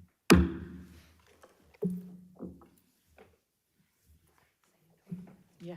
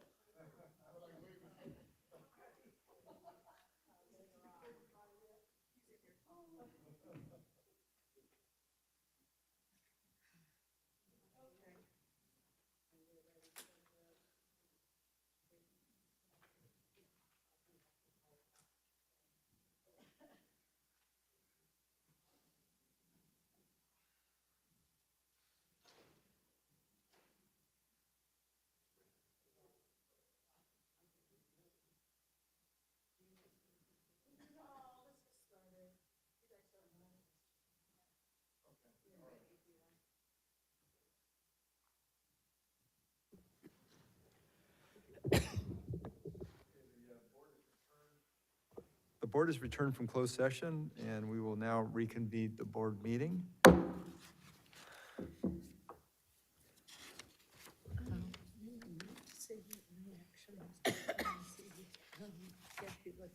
Yes, Kathy, do you want to report Yes, out? I have a Thank you. statement. Kathy Taylor, Chief of Board Proceedings. Thank you. The board members met in closed session, discussed litigation matters. No action was taken. Great, thank you, Ms. Taylor.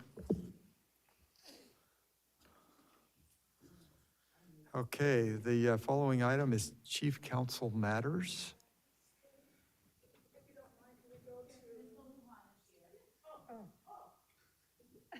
Excellent. This is item 4, Regulation Property Tax Rule 135, Section 100 change.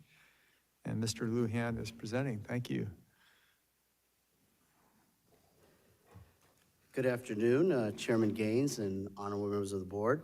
My name is David Lujan from the Legal Department. Today, we are recommending that the board adopt proposed changes under Section 100, which covers non-substantive amendments to rules. These amendments are to Rule 135, which concerns the homeowner's property tax exemption. Specifically, these changes make the rule consistent with a statutory amendment that changed the record retention requirements for certain documents. The rule amendments also include revisions to grammar and punctuation. Accordingly, we recommend and request that the board vote to adopt the proposed amendments to Property Tax Rule 135. I'm available to answer any questions you may Great, have. thank you, Mr. Lujan. Members, any questions? All right, would Move anybody like staff recommendation. to make a motion? Yes. Okay, all right. Excellent. We don't have any written comments. Let's go to the AT&T moderator. Please let us know if anyone is on the telephone line would like to make a comment on this item on the agenda.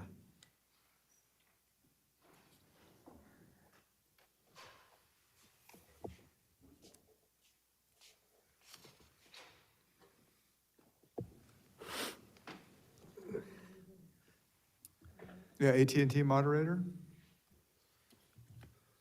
Yes, I'm here. Yes, just wanted to see if there was anybody that was on the line that wanted to make a public comment regarding this item on the agenda. If there is anyone that would like to make a comment, press 10 at this time.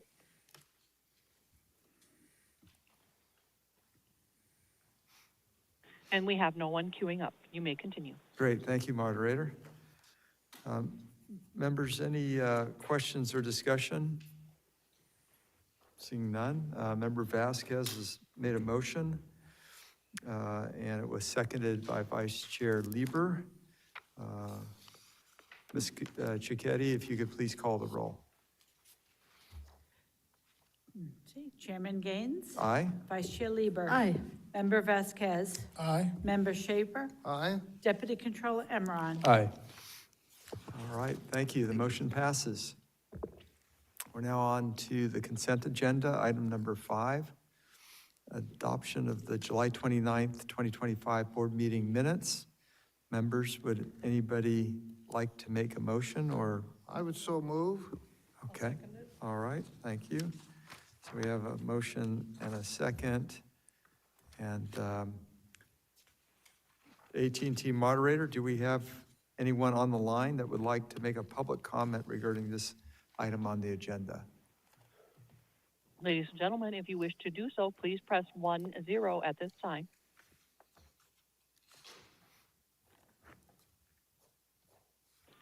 And we have no one queuing up. Great, thank you. And we don't have any written comments or anybody in the auditorium that wants to comment. Members, any further discussion? Okay, so, Mr. Chair, I'm impressed that we're on the minutes now, are we? yes, We have $41 billion figures in here. It's one of the fattest minutes I've seen. okay, all right. Are you still okay with the minutes? Yes, I am. All right.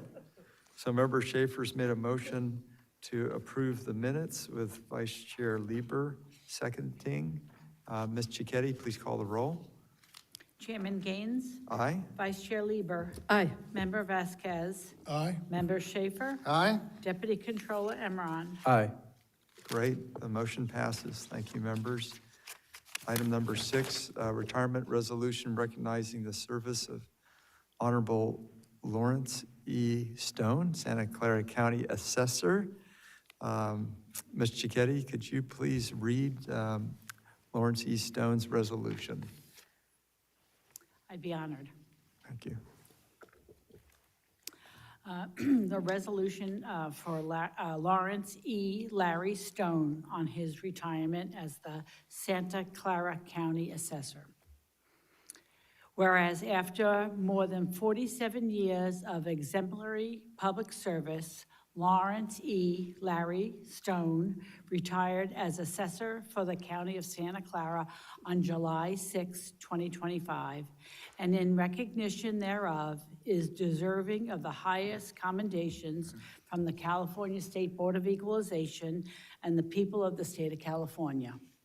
And whereas Assessor Stone's public service career began when he was first elected to the Sunnyvale City Council in 1975 and served for 16 years, including as mayor. In 1994, was elected as assessor for the County of Santa Clara and then subsequently elected for 7 more terms, and holds the distinction of being the longest-serving elected official in Santa Clara County and the longest tenure as Santa Clara County's assessor since 1912. And whereas Assessor Stone successfully completed the annual assessment roll 30 times while administering property assessments fairly, equitably, and timely, as demonstrated by repeated assessment practices surveys conducted by the California State Board of Equalization, which found an assessment accuracy rate of 99%. And whereas Assessor Stone, through his visionary leadership and with the assistance of all the employees of the Santa Clara County Assessor's Office, consistently underspent his approved budget and returned over 35 million general funds back to the Santa Clara County, where it was used for schools and public services, implemented advancement technologies to improve transparency and efficiency, and year after year, taxpayers and stakeholders commended his office for unparalleled customer service and responsiveness. And whereas Assessor Stone's legacy includes managing an assessment roll of more than $726 billion, overseeing $55 million budget and leading a team of 251 employees, a mentor and a leader to the 57 other elected county assessors and the California Assessors Association, and being recognized nationally as a bright, articulate, and American rarity, and a proven political success in a time of political failure, by Washington Post reporter Hayes Johnson. Therefore, be it resolved that we, the members of the board, do hereby extend to Lawrence E. Larry Stone our sincere and grateful appreciation for his dedicated service to the County of Santa Clara and to the state of California. Our congratulations on his well-earned retirement and our best wishes to his continued success, happiness, and good health in the years to come. Wonderful. Great. Vice Chair Lieber, would you like to make a motion? Yes, I'd like to move that we adopt the resolution. And I'd like to say a few words. I don't know if you want to collect a second before I do so. Yeah, let's do Well, I'll that. second it, and then Okay. I have a few words. Thank too. you, Mr. Excellent. Schaefer. Wonderful. And it's hard to look around Santa Clara County and find a public policy issue that Larry and his helpmate and partner, Carmen, have not put their stamp on.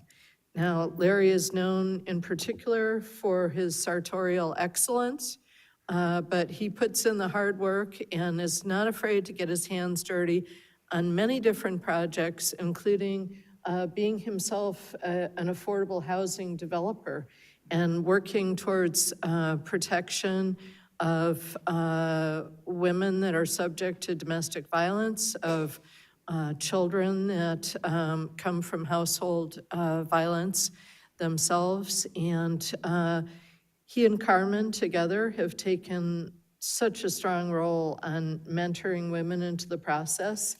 Not many people know that years ago, they worked together assiduously over several years to make sure that there was pay equity for flight attendants in the airlines. And they have kept up the drumbeat all the way till today. I remember how really helpful and full of heart they were about the marriage equality issue at a time when few people in our county were really standing with us. And Larry and Carmen are just so generous and giving, and they are literally everywhere in our community.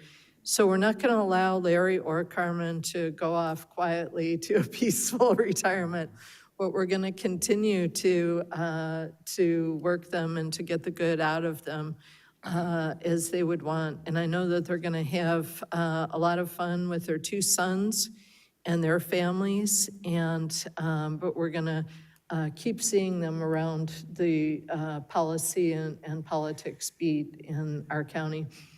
Larry has also been very pivotal to the Assessors Association, and I know that my colleagues from going to the assessors gatherings know that he is always the one to put in a question or a comment that will be enlarging to the experience of the younger and newer assessors. And so I very much appreciate what I assume will be unanimous aye votes on this resolution, and in particular, Peter Kim for drafting this document. I know it's going to be very meaningful to Larry and Carmen and their family. And to all of my colleagues for supporting this. Doug Winslow and I will be attending Larry's Bon Voyage party later this week, and so this has been a quick turnaround, and we very much appreciate it. Thank you. Wonderful. Yeah, great. Other comments? Yes, Member Schaefer. Sally, I hope you'll say Mike Schaefer's regards to him when you see him. I've heard Larry speak a couple of times, and I'm mesmerized by his eloquence, and he doesn't talk to please anybody. In fact, he's just as critical as he is praising, and I like that about him, and he's one of the most memorable assessors I've ever met. I've wanted to go by and visit with him, haven't had a chance to do that at his office, but I found out a couple of things. I found out he's a Republican. I never knew that. His work is all nonpartisan, as is all of our work. And I found out he's 84 years of age, and I'm 3 years older, so I don't know, his retirement's looking pretty comfortable, you know. But I will miss him, and I'm very glad to see us honor him today. Great. Member Vasquez? Yeah, yes, I think, I just know him since I got elected up here.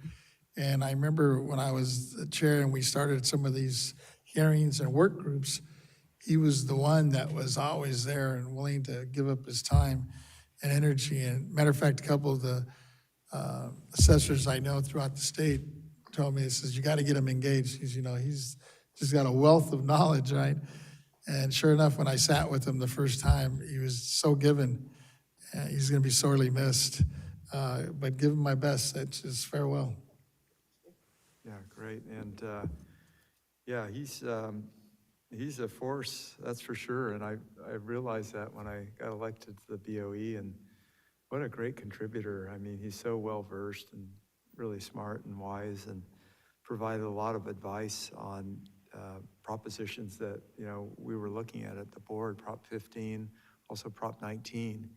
And so I really respect that. And it's so nice to have someone that has that sort of depth and experience, understands that institutional knowledge.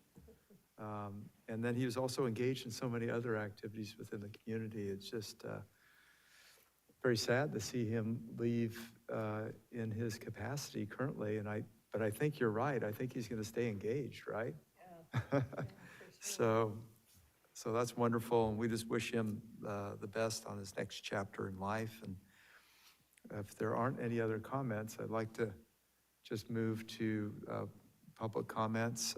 There's no one here in the auditorium, no written comments, but I did want to reach out to the AT&T moderator. Please let us know if anybody's on the telephone line that would like to make a public comment regarding this item on the agenda.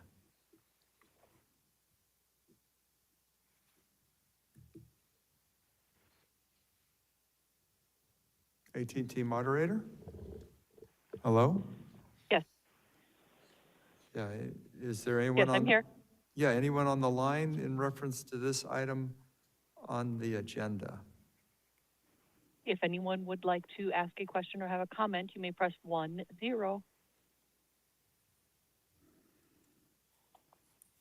And no one is responding. You may go ahead. Okay, very well, thank you. So we have a motion made by Vice Chair Lieber to approve the resolution for Larry Stone. And we have a second by Member Schaefer. Ms. Cicchetti, please call the roll. Chairman Gaines. Aye. Vice Chair Lieber. Aye. Member Vasquez. Aye. Member Schaefer. Aye. Deputy Controller Emron. Aye. Wonderful, the motion passes. Thank you, members. We'll move on to item 7, board meeting dates and property tax calendars for 2026, presented by Ms. Stowers. Hello.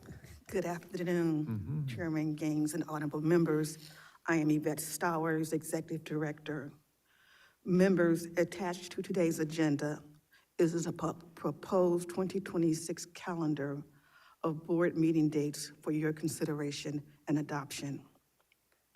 In advance of today's meeting, this information was distributed to your offices for review. The 2026 calendar for the State Board of Equalization meeting dates meet all of our statutory requirements. The proposed meeting dates are evenly spaced and accommodate known significant dates to allow for public participation. The proposed plan includes 3 calendars: 2026 calendar for State Board of Equalization meeting dates, 2026 calendar for the evaluation of public utilities and railroads, the 2026 calendar for the assessment and collection of private railroad car tax. Additionally, there is a list of state-observed holidays and other significant dates, such as the CAA Annual Conference and other known events for your consideration. Members, as you know, the proposal includes 16 meeting dates for 2026, 1 meeting date each month, and 4 additional dates reserved for informational hearings or board work groups.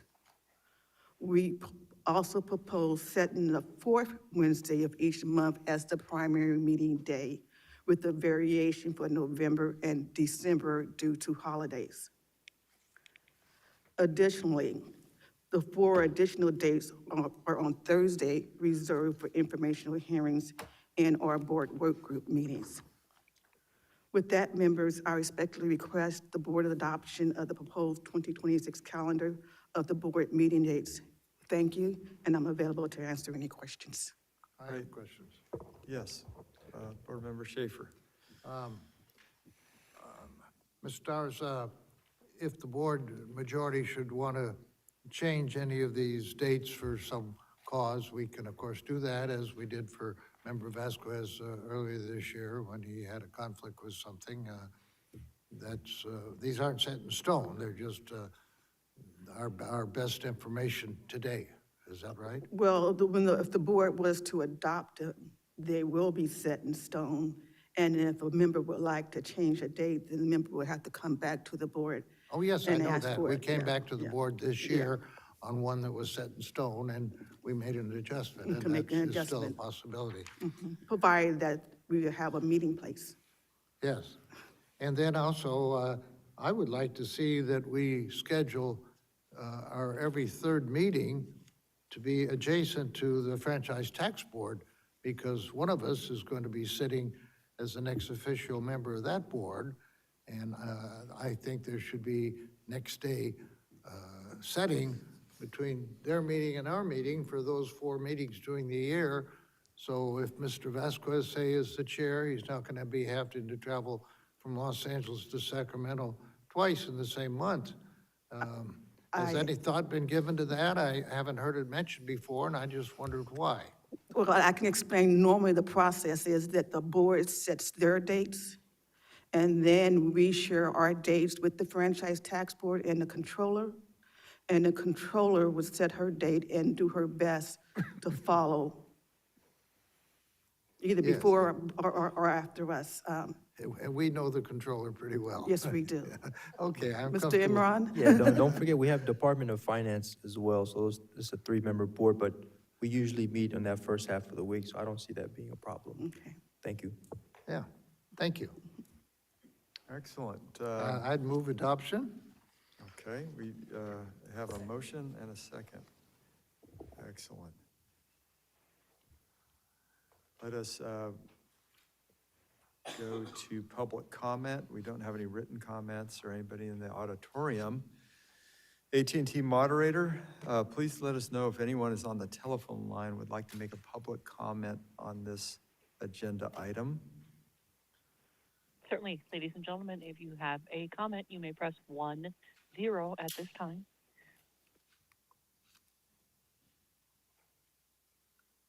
And we Mr. have no Chair, one responding.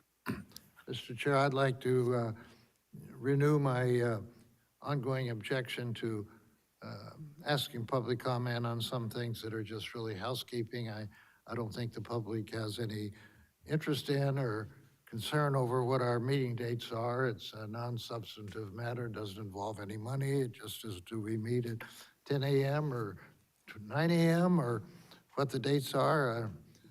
I know that on advice of counsel, we're treating it as something that's like a business matter instead of a housekeeping matter, but I want you to know I have a divergent opinion on that, and that shouldn't surprise anybody. Duly noted. Thank you. If there aren't any questions, we'll go ahead and move on. Yes.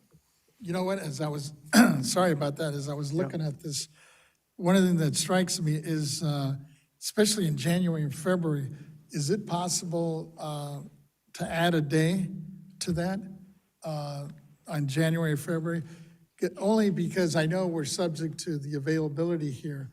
And I'd hate to see us, I'm just thinking of legislation. I don't know what's going to come up, but if some legislation comes before us from some of the members that have been helping us, especially on the housing front, for example, or insurance as another example, and we're trying to do a second meeting where we might have to have a hearing or hear testimony from some of the legislators that might come before us asking for our support.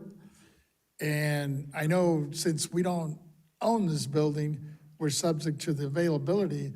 And I was wondering if it was possible to add a day to both the January and the February months, because it's probably easier to drop a date than it is to add one. Is that correct?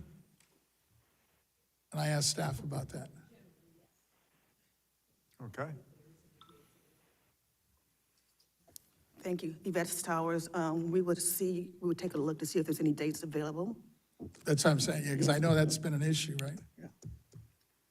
Is that something we do now, or is that pending? She's doing now. Okay. Yeah, this is Ms. Taylor, Chief of Board Proceedings. We are able to book the meeting dates 365 days in advance. So we have already booked dates up through 365 days. So I can look to see if there's additional dates for January, if you want the meetings to be back-to-back, like a two-day meeting, one day. So this calendar has Wednesday, January 28th, I believe. So the 29th at this moment is available at here at May Lee, if you want to add January 29th. Sure. I mean, to me, it doesn't matter whether it's the day before, the day or after, whatever is available. And only just to have that flexibility. And then the facility at this time is available on Thursday, February 26th. So that could be a friendly amendment to the motion? Is that back to the other day? Yes. Yes. Yeah, and I'd like to ask, is our former auditorium at 450 N Street still available? If we should get chased out of here, can we rent that for a day? I don't know. No. No, okay. No longer That's exists. an easy answer. Okay, so I believe you're saying that January the 29th will be the second day, and February the 26th will be the second day. Yes. We will reserve those dates. I would need a, Yeah, Member Schaefer, would you be willing to make that amendment to the motion? Yes, I would go along with that amendment. It doesn't cost us any extra except the regular per-day rate, I guess. Vice Chair Lieber, are Yes. you okay with that? Yes. All right, wonderful. Okay, so do we need to go back to the public?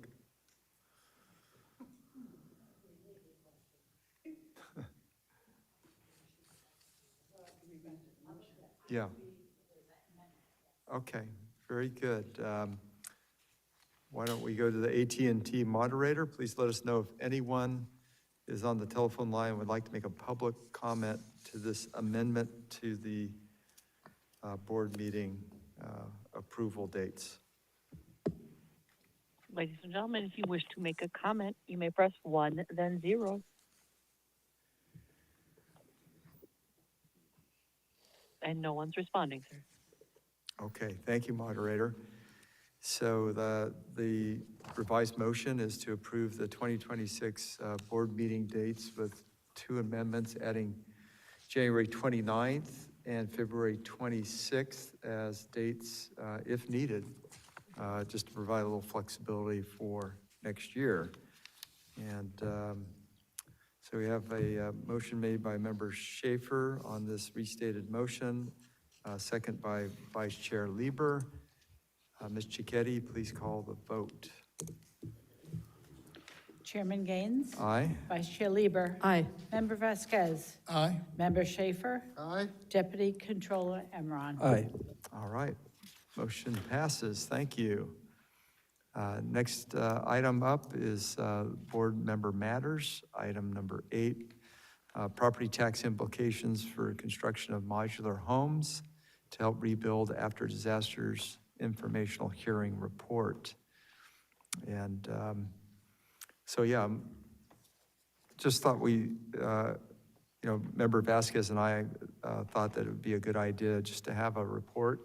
And we've talked about this in terms of when we do informational hearings. It's nice to have a summary of what occurred in those. And Member Vasquez, would you like to proceed? I'll start, and then Great. if you want to add something to it. Yeah, thank you. Yeah, members, first of all, thank you for your interest and robust participation during the joint hearing last month on modular housing as an option for disaster recovery and to address the issue of affordable housing. We heard a lot of interesting testimony and ideas from the various presenters.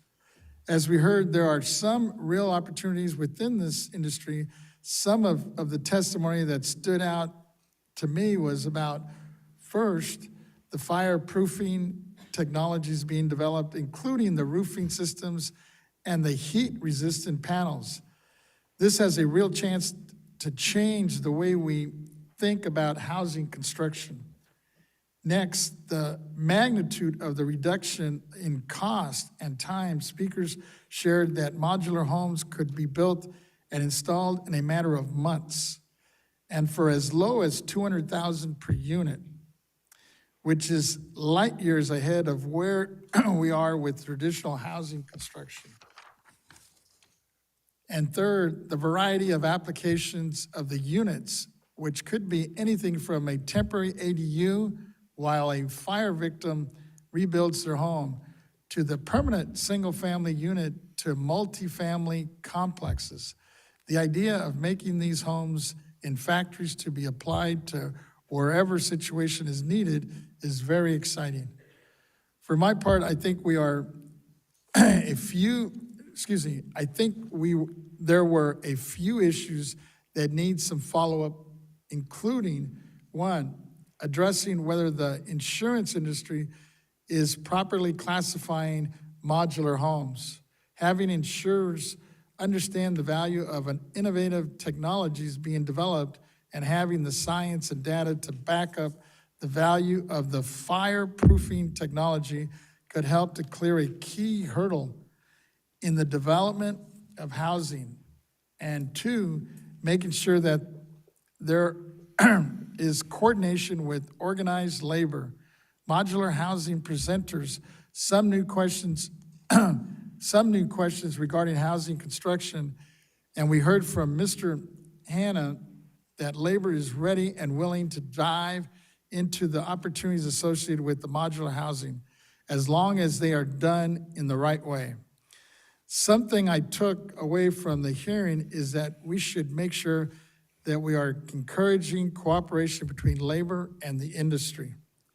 Although the report is not required for the informational hearing, Chairman Gaines and I submitted them to you for discussion and approval for two reasons. One, so that there is an official summary documenting at least the highlights of the input we received, so that we and the future boards have public record. And two, so that we can share it with the speakers for their records and contacts. After our comments and input, I'd like to move the adoption of these recommendations. And I had the opportunity actually last week to go visit the fellow that presented here, O'Neill's production, because it's in my district. Actually, he has this huge warehouse he took over in Watts, where he's actually producing these modular homes. And it's unbelievable. It's like it almost looks like an assembly line that you would see in the auto industry. Yes. As a matter of fact, I was asking about the workers. Most of the workers that are running the show there, they came out of the aerospace industry, Amazing. which was kind of amazing. Yeah. Because these folks they're basically engineers. Okay. And now they turned it into, it's almost like something you would see, I guess, when you're seeing your kids play with Legoland, right? They're putting these pieces together, and it comes out to be a unit. Yeah. And I was looking at it, and I think these are ideal for the fire victims, especially I'm thinking in Altadena and the Palisades, where they're sitting on a land that's vacant. They could literally, because they transport these on these huge flatbeds. So they're like roughly like 23 by 17, and it's comes out to be like 400 square feet. And it's a one-bedroom with a living room, a little kitchenette, and a bathroom, Yeah. all ready to go. Yeah. And it all could be done, I think he said it has a price tag of roughly anywhere from 130 to 150,000. They drop it right on the property. Somebody could be living there while they're figuring out what they're gonna do with the rest, or while they're constructing or rebuilding their homes An or their ADU. properties. And at the end of the day, if they put it in the back of their lot, it could turn into an ADU once they finish the main house, and either use it for family or rent it out. Absolutely. It's unbelievable. Wonderful. Yeah, that's great. Vice Chair Lieber. Thank you. Well, I very much appreciate getting the report and all of the testimony. It's already helped to jog my memory, as and I'm going to see how it maps to my notes that I took during the hearing. But I thought it was a very valuable hearing. It was very well put together, and some great diversity of viewpoints, and I appreciate the inclusion of labor in it. I thought that Mr. Christianen really added to our understanding of things and gave us some ideas that we can hopefully pursue. And I'm wondering if the motion could possibly be to accept the report rather than adopt. Is that good? So I would second that, that we accept the report. Okay, wonderful. Now, we had a second on the original motion. Mr. Schaefer, are you comfortable with Yes, I'm Vice Chair Lieber taking the second? Okay, very good. Wonderful.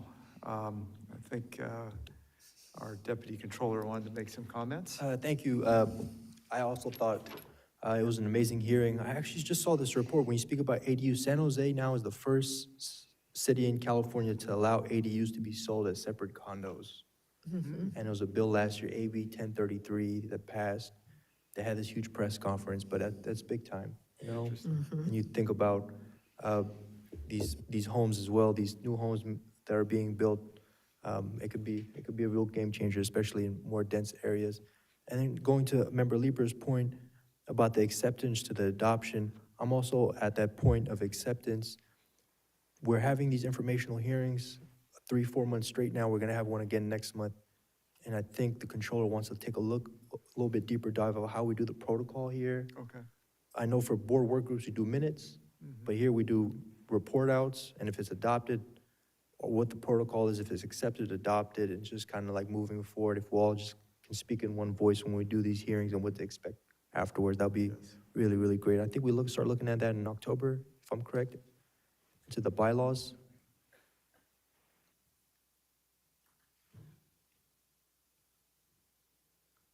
We start the review of board guidelines in November based on the board's feedback, and then you guys vote on it in December.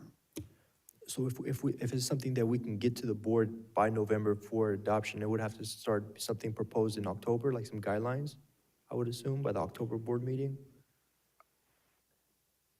Or September? You can have a discussion at the next board meeting, you could put it on the agenda as a board member matter, and then you guys can make a decision after your discussion on how you would like to hold your informational hearings. If you want to always have a report, do you want to always accept the report? Because sometimes the informational hearing, you're just gathering information to learn more about the subject. That's right, yeah. So I think it's your call, members, on what you want to do. I think it raises a good yeah. question in terms of figuring out how do we want to handle this. It could be simply reporting out and not having a motion, right? And I just think the follow-through, I think the follow-through is important. I'm not convinced we need a motion necessarily. Yeah, that's a good point. Yes, please. Comment. I think that Member Vasquez's point was very well taken, that in this instance where he's produced a really quality report that is substantive, he does want an action so that it's memorialized in our records. And so I think accepting the report is a good compromise, because it allows the report to be retained in that regard, that we did take an action on the report, but we don't have to say, well, I agreed with this person or I didn't agree with that person, so let's develop yet another document that says what we did or we didn't think was great from it. So I think that accepting it is a good way to go, and then we could think a little bit more about that as we get closer to October, Okay. too. Yeah. I appreciate that too, because we had another informational hearing today. So does that also produce some type of report? And that's just my question ongoing. And hopefully we'll figure that out by the end of the year. Thank you. Okay, good. Yeah, I think we should discuss that and figure out, just provide a little more clarity. And is that something that needs to be agendized? Yes, we'll go ahead and put it on the agenda, and then the members will take the lead in the conversation, because it's your informational hearing. I think you've got you've got Yeah, some yeah, guidance here. yeah. Right, in terms of approval versus yeah, acceptance accept, versus maybe nothing. And those could be options that Could be, the yeah, authors could say. present based on, Perhaps Yeah.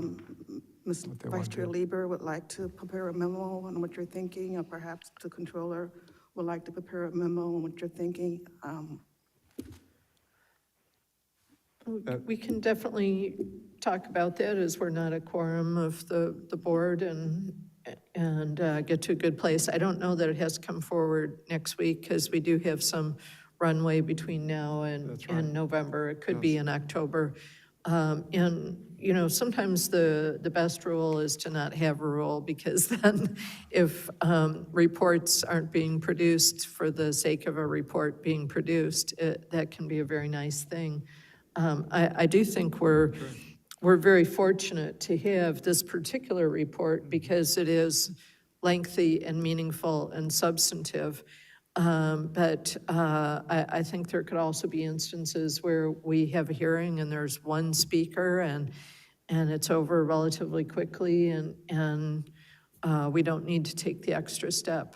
But we can talk about that. sure, Absolutely, appreciate it. that's great. Okay, any other comments? Only thing I wanted to do is just provide a little, just an example of modular housing, and sometimes it's not always inexpensive.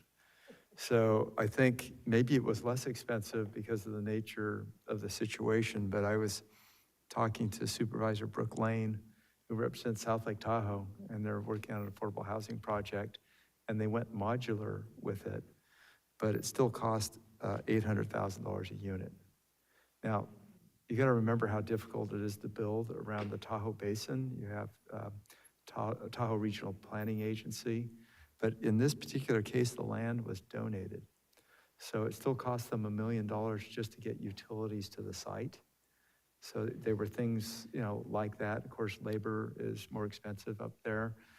Cost of construction, I think, for a cabin or a home is well over $1,000 a square foot because of snow loads and weather and things of that sort. So, but they used modular, which I thought was interesting. So, but yeah, I thought it was a great item to have discussed, and I want to thank Member Vasquez for all his hard work and his team in helping present this. So we do have a motion, and that is a motion that would accept the modular housing hearing report. We have a first from Member Vasquez and a second from Vice Chair Lieber. Ms. Cicchetti, please call the roll. Chairman Gaines, Aye? Vice Chair Lieber, Aye. Member Vasquez, Aye. Member Schaefer, Aye. Deputy Controller Emron. Aye. Awesome. The motion passes. And can we just power through here, or do we need a break? Should we take a short break? Okay, do you want to go 5 minutes or 10 minutes? Any preference, members? Staff?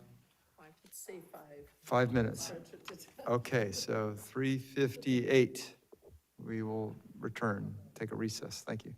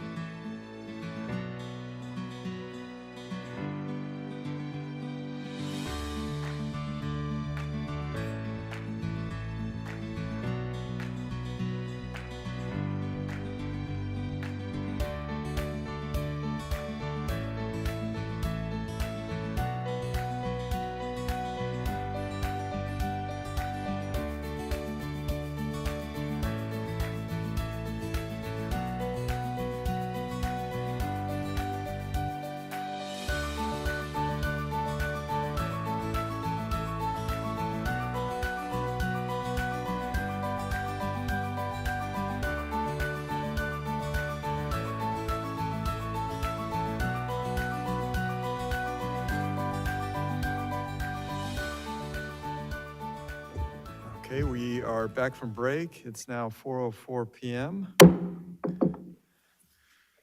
The following item is number 9, Executive Director's Report. Ms. Stowers, please proceed. Good afternoon, Chairman Gaines and honorable members. I am Yvette Stowers, the Executive Director. Members, my report today will be brief, as this month focuses on the various quarterly reports that my executive team will be providing.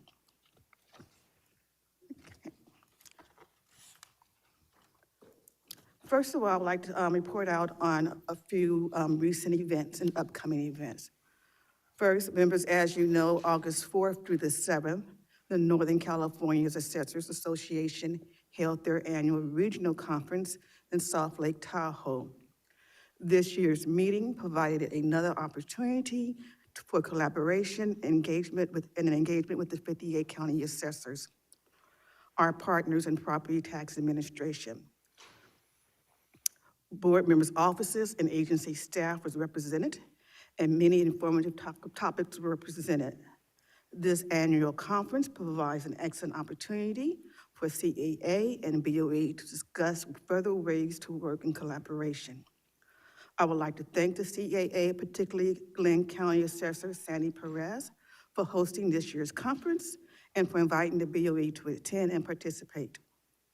Working in partnership with the assessors is critical to our mission. Next, I would like to highlight the upcoming California Association Annual Conference.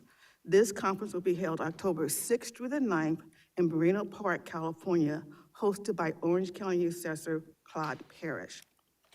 The annual conference again provides an opportunity for the CAA and BOE to discuss ways to further work together. Your offices will be receiving information on registration from my office very soon. Finally, the board annual meeting with assessors is scheduled for August 22nd, 2025, here in Sacramento. That completes my report. I'm available to answer any questions that you may have. Great, thank you, Executive Director Stowers. Any questions or comments? Mr. Schaefer. Ms. Stowers, you mentioned the joint meeting of the board and the assessors and the lunch, or was that not mentioned? It's scheduled for October 22nd. There has been no decision on if the members would like to host lunch with the assessors or not. It's generally something is done by you guys. So, I don't know. Well, if it's October 22nd, we can deal with it in September, there's no hurry about it. Right. Well, thank you. That's pursuant to Government Code Section, as you know, 15607, that it's really not up to us. It's been decreed by the legislature that we shall meet with them once a year. Yes. And it says that we should summon the assessors. I don't know whether we send the sheriff after them, or if we send them a subpoena, or if we just invite them, but We invite them, sir. the That's such statute a does say harsh we shall word. summon them, This okay? that's how it's written in the statute, Oh, but I know, we're nice guys, okay? We love our assessors. It said to be at a places designated by the board. Well, that's always here, because it's just tradition, you know, and I'm not fighting that. I'd rather have it over at Catalina Island, but, you know, and Catalina is cold that time of year. It also says that it is required that we study or discuss the problems of administration. We can't talk about movies or baseball. We have to talk about and discuss problems of administration. It's a business luncheon. it's a business meeting. Yes. Yeah, and a business luncheon is something that is justified by our expense account. Yet traditionally, we all pay out of our pocket for it because we're nice guys and we can afford to do that. But I don't think that is really enough to sustain it. I would like you to be able to tell us in a little brief report to the board, going back over the last 30, 40 years, has the board ever, as a BOE, taking the assessors out to lunch on something where they are restricted as to talking business. You can only talk turkey, you know? I can answer that now, because first of all, it's an annual meeting with the assessors. It's a public meeting. It's done in a public forum, like an auditorium, where the assessors will present suggestions and ideas, and the members is a give and take. So it's a meeting. And then we break out by district. So the assessors in your district and you will generally meet and talk one-on-one. Yeah, And then if there's a desire to host a lunch, we have done that. It really didn't get started until 2019. yeah. Is when we started hosting lunches or going out to our break room and having a sandwich. Or then in 2020, we had the nice formal lunch because of so many assessors were And retiring. Member Vasquez always eats lunch by himself. I mean, he has one district. Well, no, he's not by himself. So it is scheduled for the 22nd of October. We will have an agenda. I know that the CAA have some questions that they would like, topics that they like to discuss. Just waiting on them to give me the list. And I am working with the chairman's office on further agenda items. Well, I know if somebody in my district wanted to talk about their tax problem with the BOE and wanted to meet me for lunch, they would probably host the lunch, but if, you know, I felt like hosting the lunch, I would consider it a business expense. So we, you know, to have at least a $50 a year budget for doing such things. And I just look at this big meeting with assessors to be strictly business, but it's not mandated. It's mandated that we hold the meeting, it's mandated that we summon them to be here, and it's mandated that we talk business. It's not mandated that anybody gets fed. It's not mandated that we feed them, but it is kind of nice when someone's coming to your house to at least offer them some coffee and water. Sure. Okay, well, I just wanted to say, I'd like to know how they did that with prior boards. I don't agree of what prior boards did necessarily, you know, we all know about that, but if they've gone on for 10 years, having the BOE itself host our assessors for that one meeting a year, I'd like to know about it. I know how we do it since I arrived here, and I'm not rejecting how we're doing it. I'm just questioning, have we always done it that way? And since the Government Code Section 15607 in great detail mandates that we have it, that we summon them, and that we only talk turkey, I'm just raising that issue to inform my colleagues what I found out. Okay, Thank you. thank you. Great, thank you, Member Schaefer and Vice Chair Lieber. Maybe I can help to shed some light on how it's been done.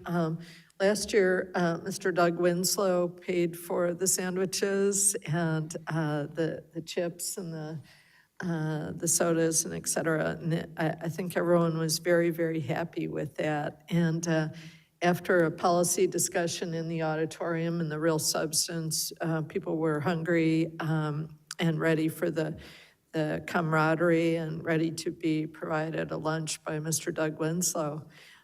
So that seemed to work out well. Yeah.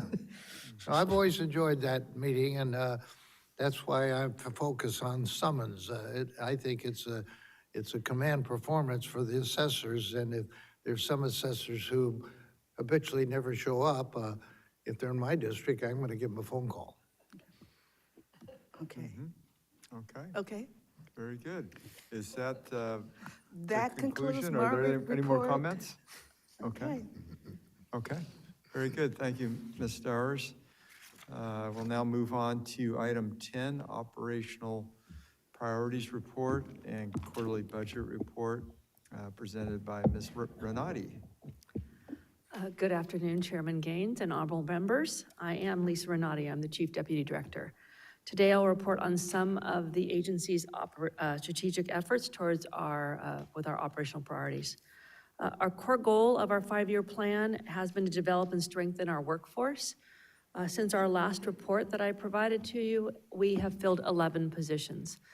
5 of those are new employees to the BOE, and 6 of the others were promotions of internal candidates. We continue to fill our positions. I know just this week we filled more positions, so next month I'll have more numbers for you. So we're really doing a great job. We have a very low vacancy rate, so pretty happy about that. Excellent. The next item is our mandated training. I'm happy to report at the end of last month, all of our employees took their mandated training. As you know, we're on a training schedule, so that way everyone takes the classes at the same time. It's a 2-year training cycle, so that we don't have to take 12 classes at once. Instead, we break them up. This time, we had employees finish information security training, disclosure awareness, anti-nepotism, and workplace violence prevention training. Additionally, our supervisors took 2 leadership courses. And the final item is our quarterly budget report for fiscal year 24-25. As you know, our appropriation was permanently reduced based on the Budget Act and eliminated vacant positions and lowered some of our operating expenses. And it was about a $1.2 million reduction. Our draft expenditure reports for July through June show that we used about 89% of the funds appropriated to us. And we are finalizing our year-end activities. Don't expect those numbers to change, but if they do, we'll let you know so you can be informed.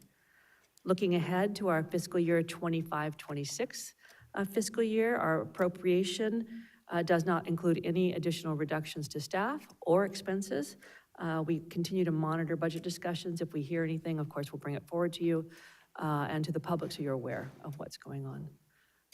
And that concludes my report, unless you have any questions, or if you have any questions. Members, any questions of Ms. Renati? I think that's it. Thank you. Appreciate it. Okay, we'll move to item 11, Chief Counsel Quarterly Report presented by Mr. Moon. Good afternoon, Chairman Gaines, members of the board. I'm Richard Moon, Chief Counsel. Today I'm going to present to you a quarterly report. In the attachment, you have all the numbers. I'm not going to go over those.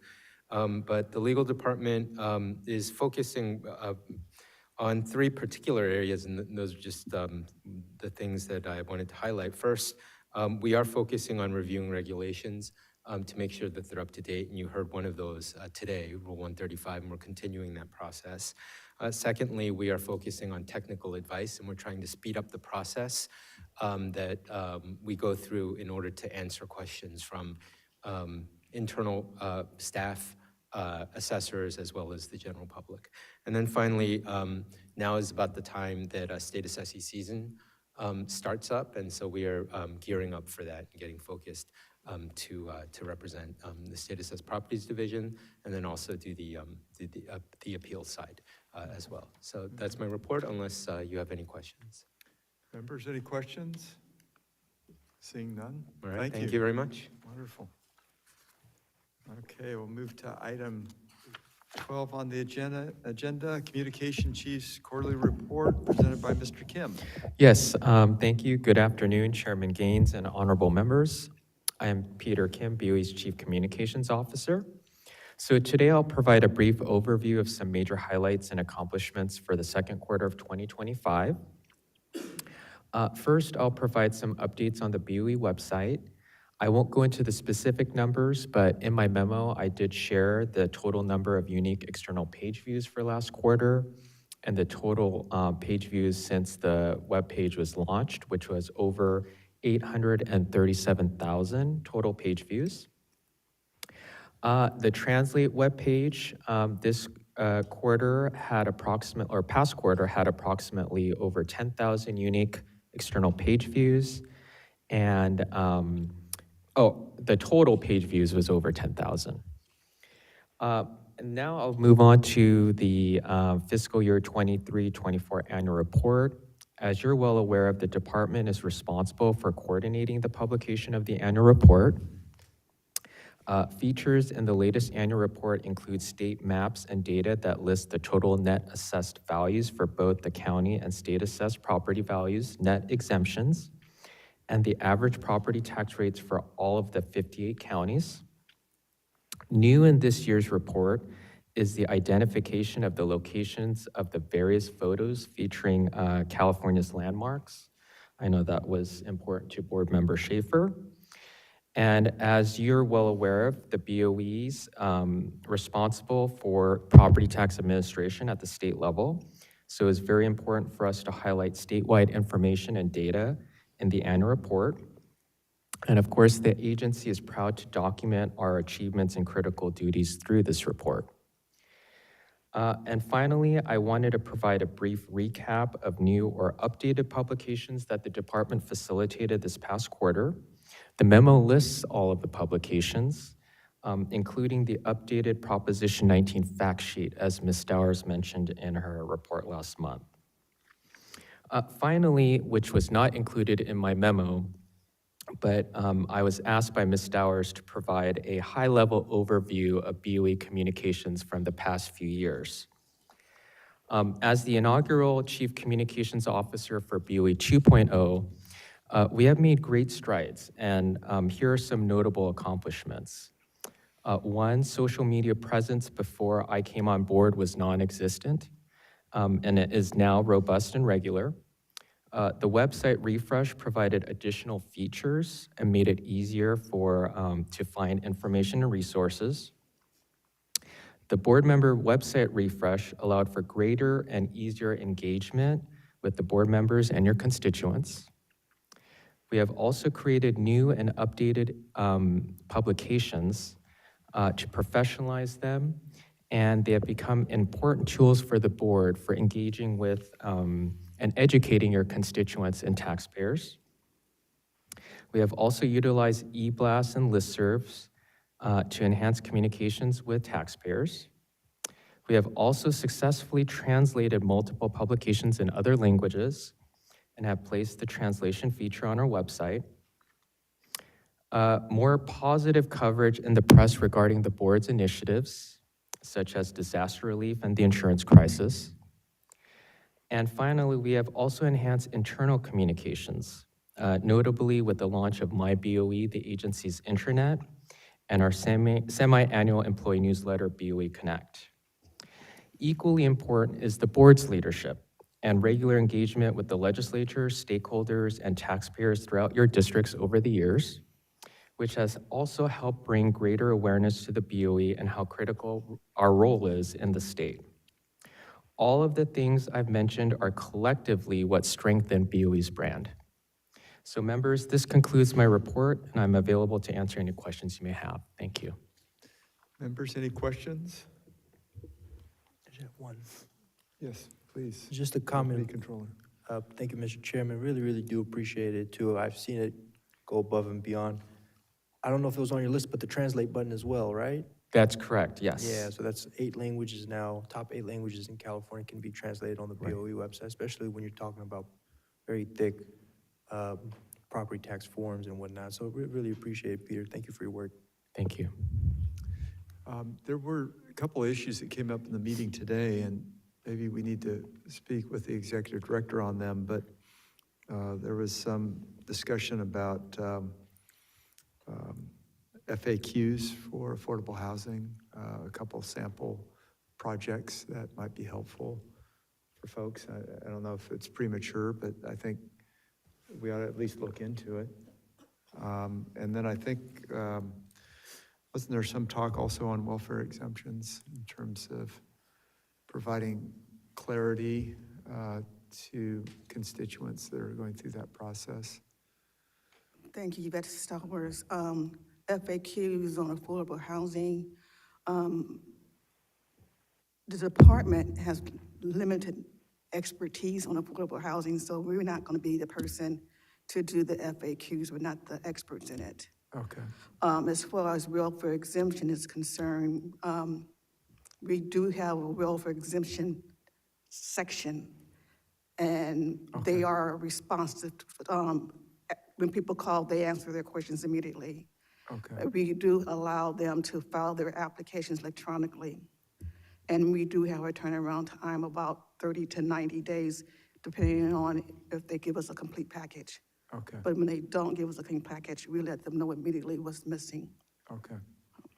Are we, is it clear if you went to our website and you needed to know more about how to apply for a welfare exemption in terms of how to do it? Yes, Okay, yes, and it says right there, you can do it electronically. Okay. We redid the form to make it more user-friendly. yeah, okay, I need to go on and check it out. Yeah. Yeah, very good. Excellent, well, thank you.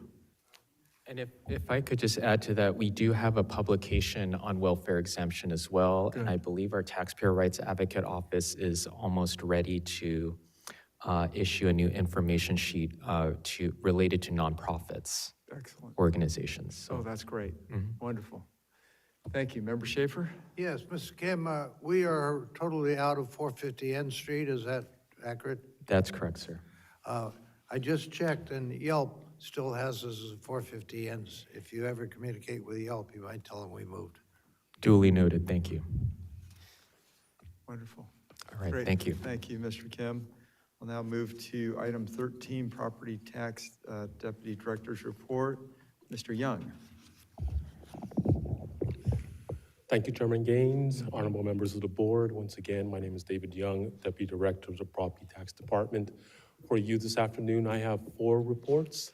The first 2 will be by Ms. Lauren Keach. She will give you an update on letters to assessors and our training program. She will be followed by Ms. Holly Cooper, who will give you a quarterly report on the survey program. And last but not least will be Ms. Pam DiNapoli. She will update you on what's going on in the State Assessed Properties Division.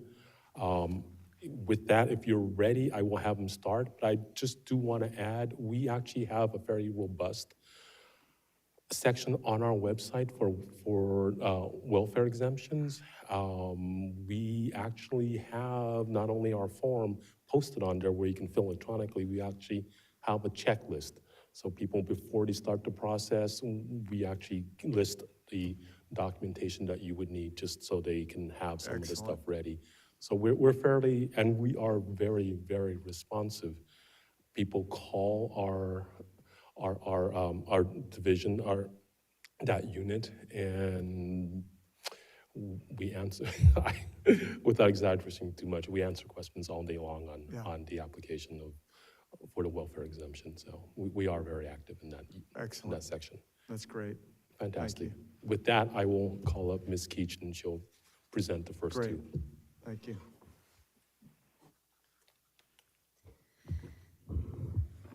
Okay, good afternoon, Chairman Gaines and honorable board members. I am Lauren Keach, Chief of the County Assessed Properties Division. Today, I will provide a brief report on letters to assessors. Attached to this month's agenda is a memo on letters to assessors, which provides a list of the LTAs issued since the last report at a board meeting, and a link to the BOE's website where a list of all LTAs issued to date can be found.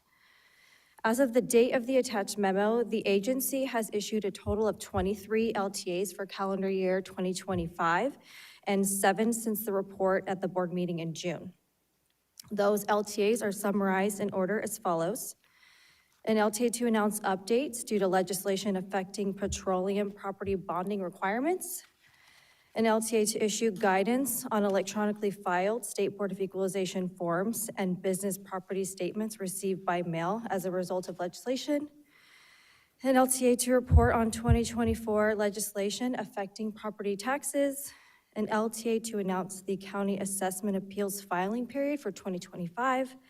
An LTA from the State Assessed Properties Division to report the list of state assessees. An LTA to issue the BOE's property tax directory. And finally, an LTA from the Taxpayers' Rights Advocates Office to publish an information sheet on how property is assessed for property tax purposes. This concludes my report on letters to assessors. I am able to answer any questions if you have them for me. Members, any questions? Okay. I think we're good. Thank you. Then I will proceed and give a brief report on the BOE's appraisal training and certification program. We have kicked off the 2025-26 fiscal year, and we've scheduled 40 classes and 2 webinars. In addition, 7 classes have been scheduled with instructors in the county assessors' offices for their staff.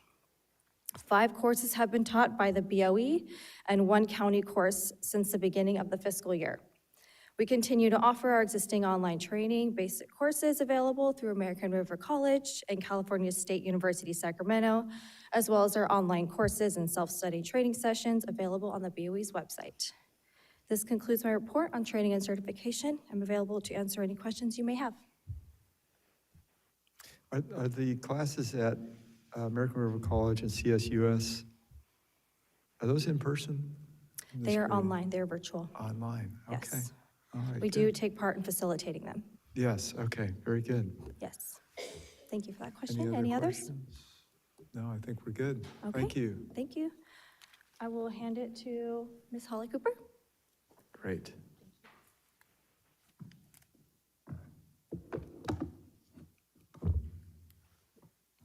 All right, good evening, Chairman Gaines and honorable members of the board. I'm Holly Cooper, Chief of the Assessment Practices Survey Division. Today, I will be presenting a brief overview of the Assessment Practices Audit Survey Program. There were no publications during the second quarter of 2025. However, there are 2 reports in the final review process pending publication next month. They are for Alpine and Kern counties. Once the reports are finalized, copies will be provided to each of the board members and their office for preview before they are issued and published or posted to our website. I will provide an overview of those publications in my next quarterly report. In addition to the 2 reports pending publication, we are actively working on completing audits and survey samples for 10 other counties.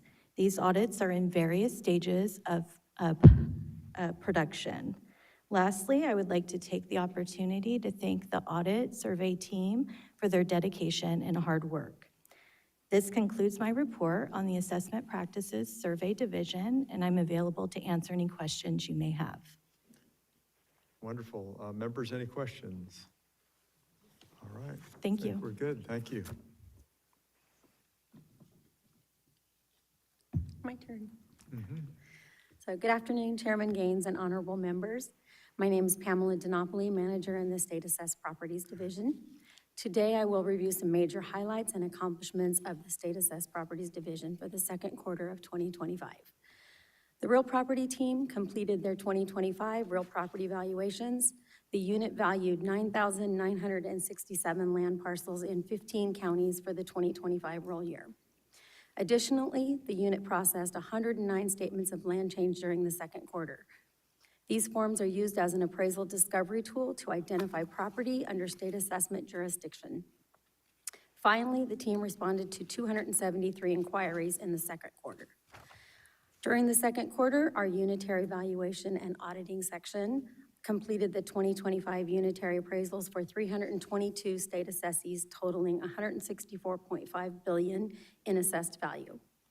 This represents a roughly 8% increase compared to the prior year. The increase is due largely to the increased investments in new plants by the largest investor-owned utilities. Staff also completed allocation of the unitary values to the counties in which assessees have property. Allocation of assessed values reports were mailed to the state assessees detailing how their lien date 2025 values are to be allocated amongst the counties. That's the end of my report, and I'm available for any questions if you have any. Members, any questions? No, I think we're good. Thank you. Okay, thank you so much. All right, move to item 14, Special Taxes Quarterly Report, presented by Ms. Williams. Good afternoon, Chairman Gaines and honorable members of the board. My name is Laurel Williams. I'm the BOE's technical advisor for our special tax programs, which include the alcoholic beverage tax and the tax on insurers programs. Now going into my regular report, I will start with the tax on insurers programs. The number of accounts has been fairly static since my last report at 2,769 accounts. According to the August 2025 Department of Finance Bulletin, revenues for this program in fiscal year 25-26 are at $80 million, which is approximately 21%, or $14 million above the forecasted amount. Since this is the first monthly DOF report in this fiscal year, being off the forecast is not unexpected. The program remains highly compliant. The next program is our alcoholic beverage tax program. There are approximately 10,805 accounts, which is also very similar to my April report. According to the August 2025 Department of Finance Bulletin, revenues for this program in fiscal year 25-26 are at $49 million, which is approximately 12% or $5 million above the forecasted amount. The opt-in, opt-out rate for the wine grower and beer manufacturer returns has remained very consistent since the April report at approximately 65% and 58%, respectively, choosing to opt out of having the public disclosure. Both programs are highly compliant. To address Mr. Gaines' question earlier, the revenues are showing that they are above projections. While there may be some decreases in certain types of the alcohol industry, other types are growing, and we do have different tax rates. So, for instance, beer and wine are some of the slowing and declining consumption categories, which have the lower tax rates. Distilled liquors are growing, and they have a higher tax rate, so there's probably some counterbalance happening there. Yeah, because revenues are up. Yeah. Right, okay. Yeah. Interesting. So I think, from my perspective, I'm hearing it from wine growers, that it's in decline. So, but that's not the whole picture, so. Yeah, and there's many different reasons why revenues and consumption can be up and down. I do know that especially alcohol is very, in some ways, seasonal. So for instance, during the holidays, there tends to be an increase. During January, February, there's a decrease. Also, then during summer, there's lots of barbecues and pool time and that sort of stuff, which tends to lead also to an increase. Okay. If I may, Chairman? Yes. How does it work with the import-export factor of the tax? For example, California imports Argentinian wine, French wine. We export out towards the rest of the world. Yes, so that's a great question. We tax at the manufacturer-distributor level. So if it's going out of state or out of the country, they don't pay the tax to us on that, but if it's coming in, it does, they do. So, if it's basically end distribution is within California, we charge the tax, and it's a per gallon tax on all of the alcohols are per gallon. Understood, thank you. Yeah. Excellent, all right, any other questions? Mr. Schaefer, yes. Yes, thank you. I'm seeing that you are projecting $211 million in revenues on insurers, but we're only getting 93. Did you discuss that? I mean, could we have, are we just saying that it's going to double in the coming year? I was able, the memo that I included with the PAN, due to the time constraints, I've been able to, for the projections from DOF, right before this meeting earlier this week, they released their August projections. So that's why I was able to update with the current projections. And they do somewhat change their projections. Insurers generally end up in a couple $2 billion throughout the year. And also insurers are different, where the wine growers and the beer manufacturers, some of them report monthly or quarterly. Most of the insurers are annually, and it's based on gross premiums. I noticed that we're very constant at $32 million on our alcoholic beverage tax, projected and both current. I would think with all the problems going on in the White House and in the world, there'd be a lot more drinking.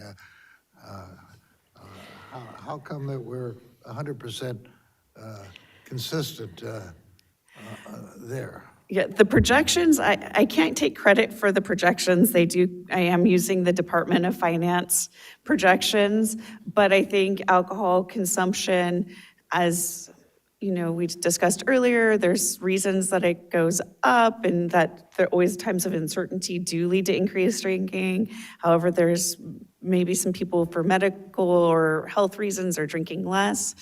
But I think overall, the alcohol program has been around for quite a while, so the projections are generally, I've noticed, have always been quite close. I've been here for maybe 80 meetings of this board, and I've never heard of a appeal on an alcoholic beverage tax program. I guess everybody has been happy with resolving whatever dispute they had. It's never reached our level. Have you recalled when that last happened?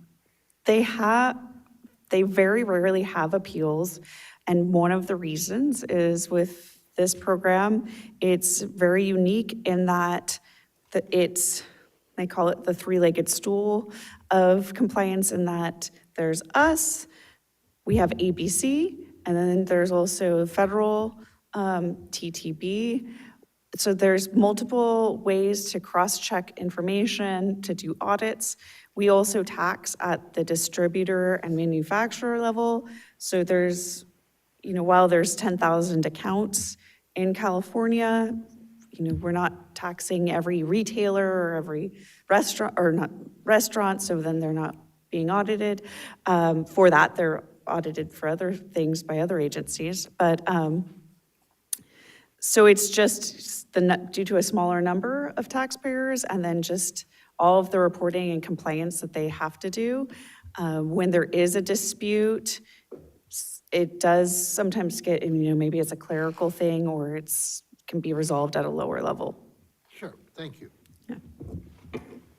Excellent. Okay. Thank you, Laurel. No problem. Appreciate it. Okay, we will now move on to item number 15. That's Legislative Research and Statistics Division Chief's Report, presented by Mr. Angelo.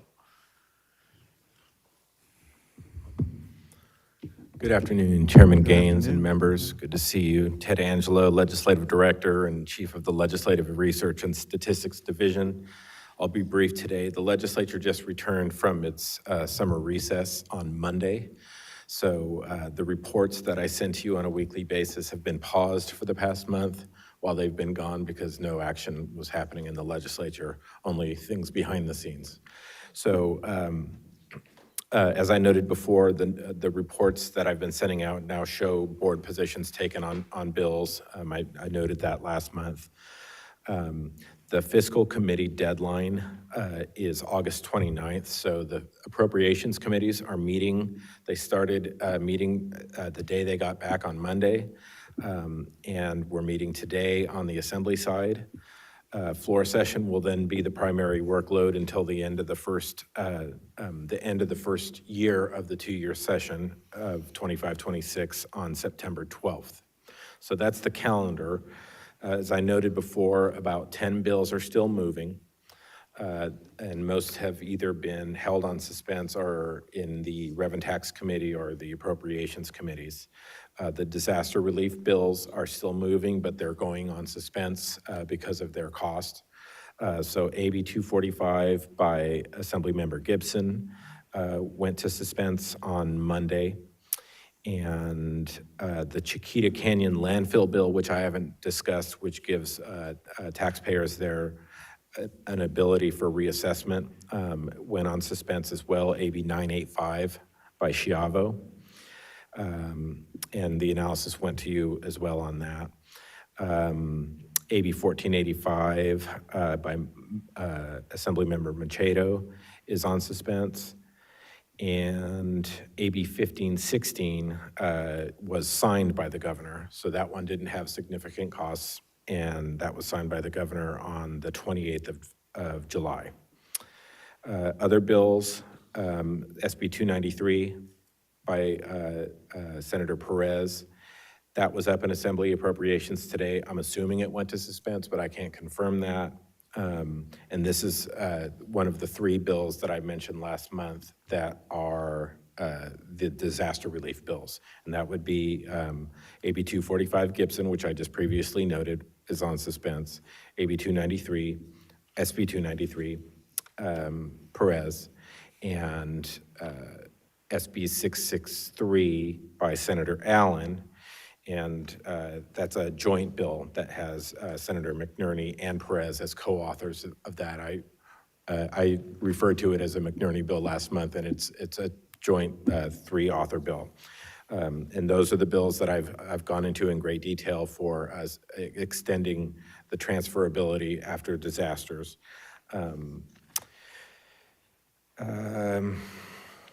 That should cover it in terms of, I'll be sending out a new update for the bills that went through appropriations this week. Monday and Wednesday were the main hearings this week.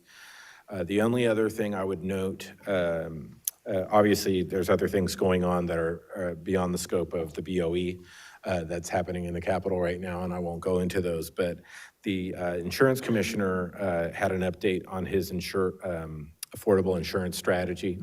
That was in August. I think he sent a memo to Congress on the 6th, just kind of giving an update for catastrophic modeling, the impact, and what insurers are going to commit to going forward. That wasn't what I intended to speak to today, and in any detail, I just wanted to let the board know that that is happening. And new commitments will be made based on that. New regulations would be happening at the department level for that. We've had 2 hearings that you put forward over the past year on that issue. So I just wanted to note that steps are moving in that direction. Yes, thank you. With that, that's the end of my report. Unless you have any other questions on specific bills, I can answer now. Any questions, members? Member Schaefer. Yes, thank you, Mr. Angelo. I noticed that, Senator Allen and Senator Archuleta have both spoken to us recently, and we're so of course we're interested in what they're doing because they're acquainted with our concerns. Right. I don't see any abolitionists on the docket. Have they all termed out or gone home or? I'll refrain. There aren't any that I know of. Yeah. And I'm very interested in SB 470, Bagley-Keene Open Meeting Act. You know, I have a great dispute as to Government Code Section 11124, which guarantees the right of every citizen to anonymously come to our meetings. Nowhere does it continue that anonymity if they want to get up and speak. That's been vague ever since I've been on the board. Do you know if that's something that's going to be discussed in SB 470? That's a good question, and it wasn't in there according to our last review of it, but that bill in particular is one that I meant to speak on today because it was up in Assembly Appropriations.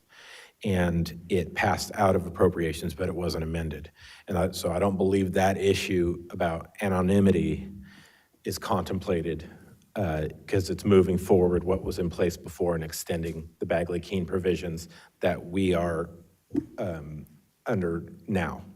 Well, you know my interest in that, and because you've heard me speak many times on it, and if it is going to be before any committee, I'd like to speak on it. I would speak on behalf of the many city councils that have had irate people, misconduct, profane language, usually just all from anonymous people. And I think there's a great policy issue there that when they speak to people like us who all have our name here, we're identified.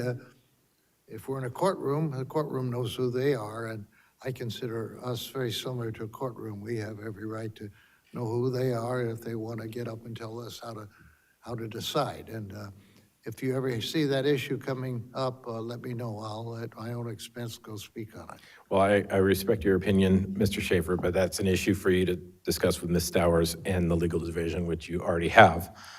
So I'll let them keep that under their I'm interested jurisdiction. in it, not just for us, but for the state. Right, Thank you. absolutely.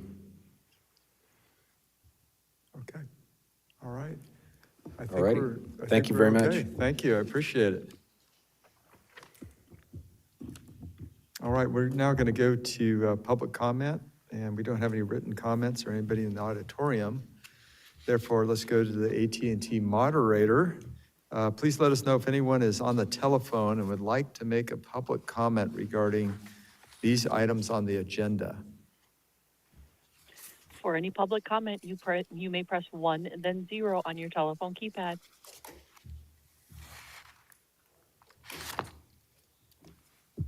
And no one is queuing up. You may proceed. Thank you, moderator. We'll now move to item 16, public comment on matters not on the agenda. Members, do you have any items that aren't on the agenda? Okay, anybody that wishes to make a comment? We don't have any written comments. No public comment of anybody here in the auditorium. And again, AT&T moderator, please let us know if anyone is on the telephone line would like to make a public comment regarding this item on the agenda, which is public comment on items not on the agenda. Ladies and gentlemen, if you would like to do so, press 1, then 0.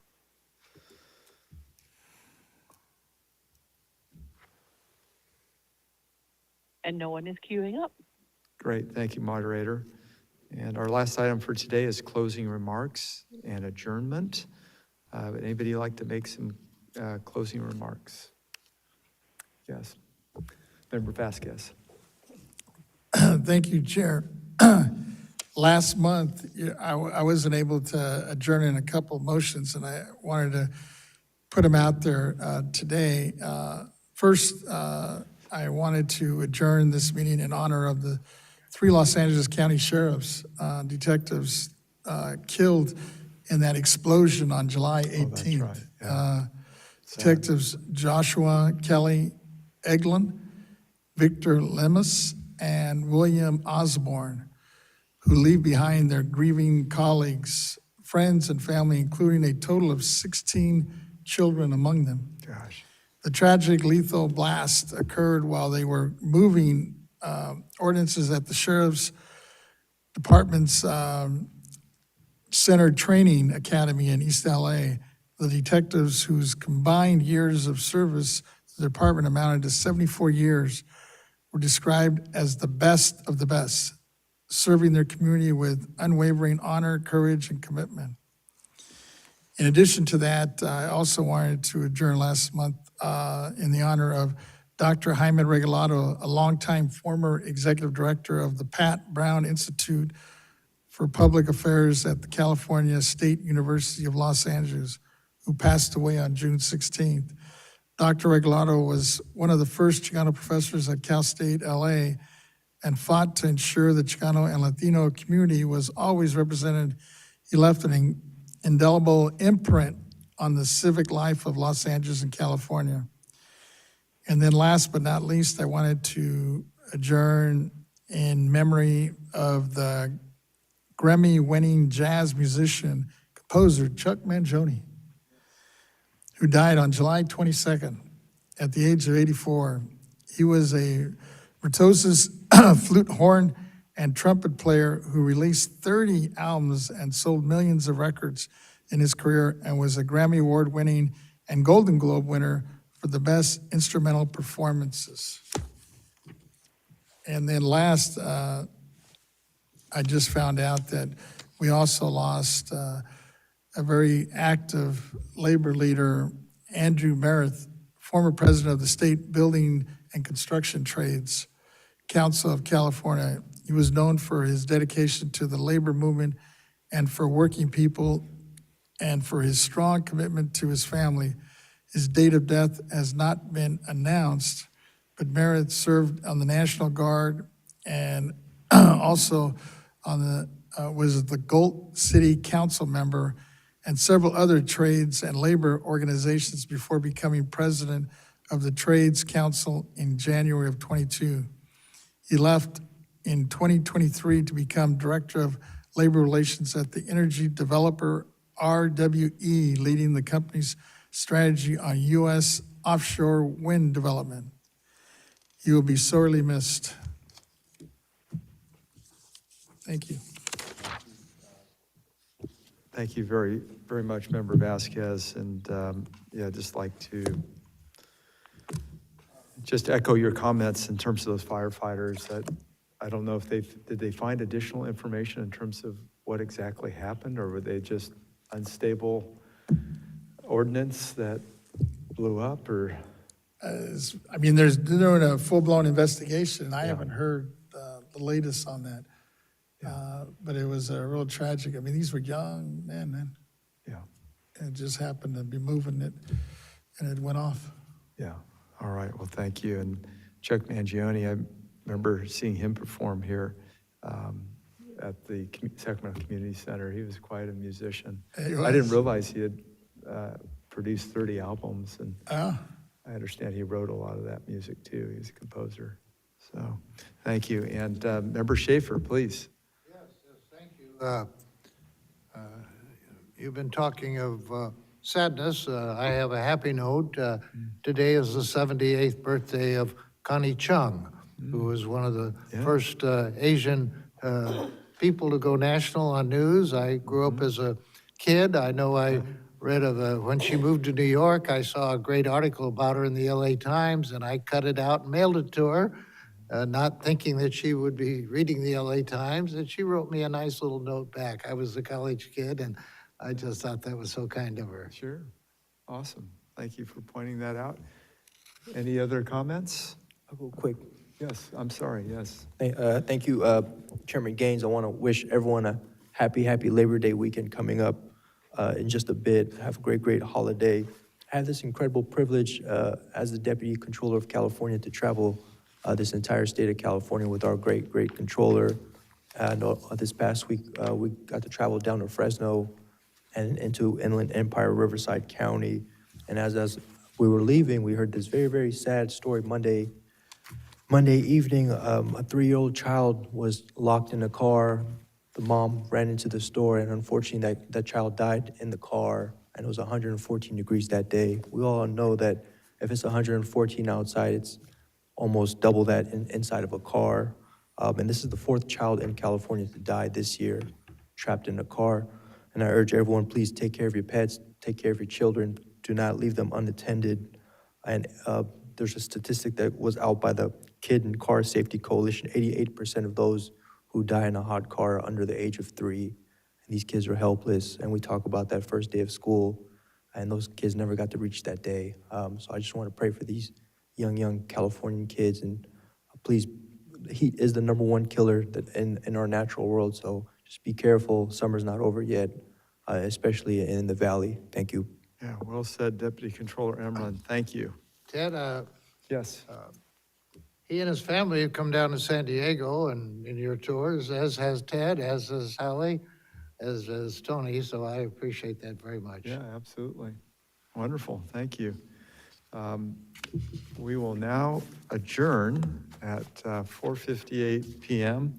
Our next board meeting will be held on Tuesday, September 16th, and our board workshop meeting on Wednesday, the 17th, and that would be at 10 a.m. Right here at the May Lee State Office Complex here in Sacramento. Meeting adjourned. Ladies and gentlemen, that does conclude your conference for today.